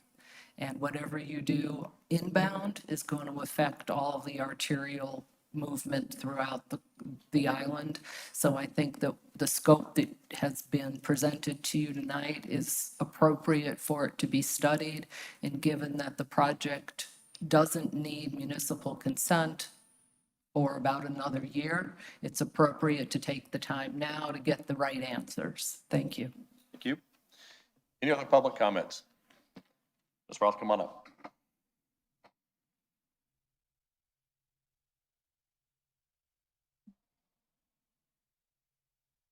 Rini Roth. While I agree that it's very important to do this project and to get the study done right, I also agree that I hope they will look at a second bridge. I've been advocating for that for a while. I know I keep being told that the environmental impact is a problem, but I think the people impact is a bigger problem than the environmental. And I think in terms of hurricanes and getting off the island and having only one way on and off, I think in terms of people coming to work and having an accident on the bridge and only having one way to get here. I also want to say that while all of this is going on, I implore you to please keep pushing for housing, because we keep hearing about our workers and it's not all of them coming across the bridge. They need places to live. So don't look at this as a one-way project. Keep pushing for as much as you can on the housing issue also. Thank you. Thank you. Mr. Babel.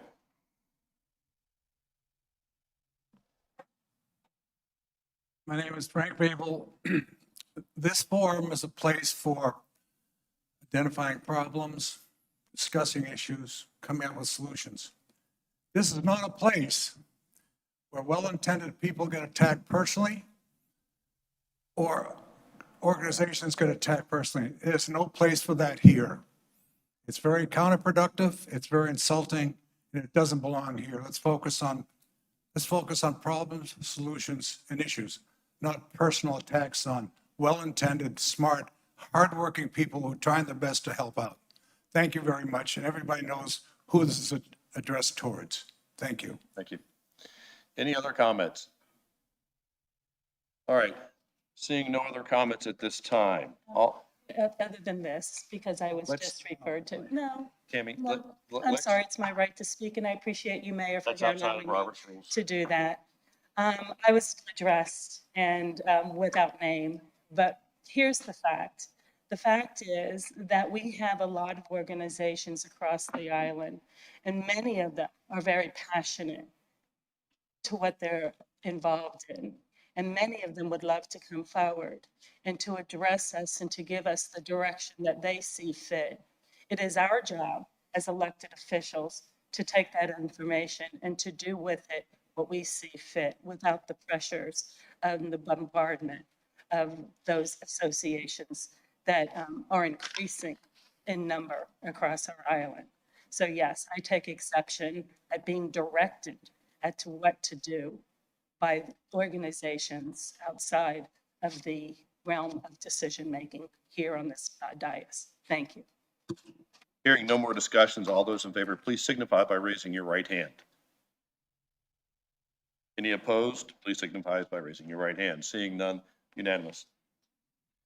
At this time, I would like to invite Josh Gruber, Deputy Town Manager, to provide a presentation of a resolution adopting the Town of Hilton Head Island fiscal year 2023-2025 Strategic Action Plan. Make a motion. I'd like to make a motion that council adopt the resolution of the Town of Hilton Head Island adopting the Town of Hilton Head Island fiscal 2023-2025 Strategic Action Plan. Second. Any discussion from Town Council? I do have just a question. Yes, sir. We talked about this back in January. This is now a final copy of that. Okay.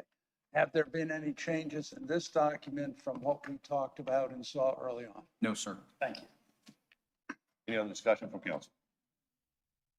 Sorry, I probably should wait for the presentation. I have a couple comments, but after the presentation. But I can make them now. Sure. Yeah, first of all, I like the strategies, as there during the discussion and great participation by all my colleagues. But I did want to point out to those who've raised some issues today that among these strategies are workforce housing, addressing the bridge to corridor situation. And so let no one be mistaken that we're not focused on them because they're included in the strategy. I will make notice that this is on the town website. We'll be, as soon as you approve it tonight, it will be posted on the town website. Okay, there any other discussion from council? Discussion from the audience? Seeing none, hearing none, all those in favor, please signify by raising your right hand. Unanimous. At this time, I would like to invite Brian McElwee, Assistant Community Development Director, to provide a resolution authorizing the execution of standardized stormwater agreements for Ashton Cove, Carolina Isles, Peregrine Point, Beach City Place, in China Berry Ridge. Brian, I'm happy to make a motion with the mayor's permission. you can. I'd like to make a motion, council adopt the resolution authorizing the execution of a standardized stormwater agreement for Ashton Cove, Carolina Isles, Peregrine Point, Beach City Place, and China Berry Ridge. Second. Any discussion from council? The only thing I would say, in case anybody in the audience is wondering why we're speeding through these things, we have had other conversations in committees and other places along the way. And they're on the website. Yep. Any other discussions? Sorry, Mayor. Go ahead. If we could just quickly put up the map that you have showing the current agreement partners and the new agreement partners. Yes, thank you very much. I think it's important for the community to notice that we're working on a coordinated stormwater management plan across the island. And this certainly adds more pieces to that. And being as we are a barrier island and subject to storm surges and flooding, I think it's critical that the town be involved in a coordinated stormwater plan. And I really appreciate us continuing to do that, knowing that we also have to make decisions based on priorities and funding. So thank you very much for involving more of our community in this coordinated plan. Thank you. Okay, any discussion from the audience? Seeing none, hearing none. All those in favor, please signify by raising your right hand. Unanimous, again. Mr. Orlando, I understand there is a need to enter into executive session.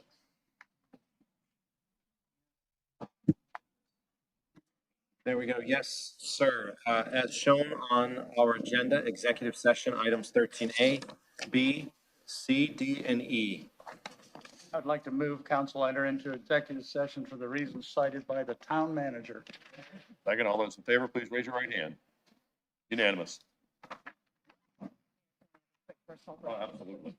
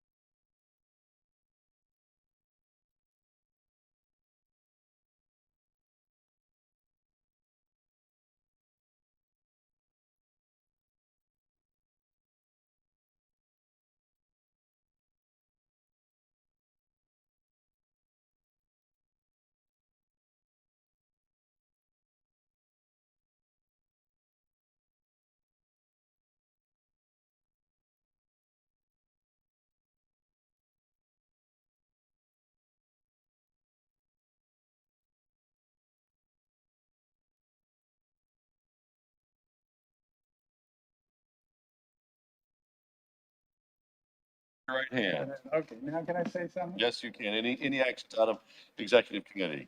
I move that the mayor and town manager be authorized to execute and deliver a contract by and between the town of Hilton Head Island, South Carolina, and KLR LLC for the purchase and sale of 3.04 acres, more or less, located at 71 Shelter Cove Lane, and to authorize the mayor and town manager to take all other and further actions as may be necessary to complete the transaction described in the contract.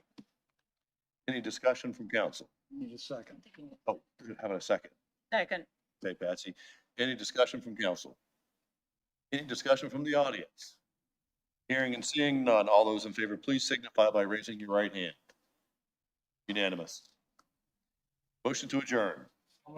All those in favor, raise your right hand.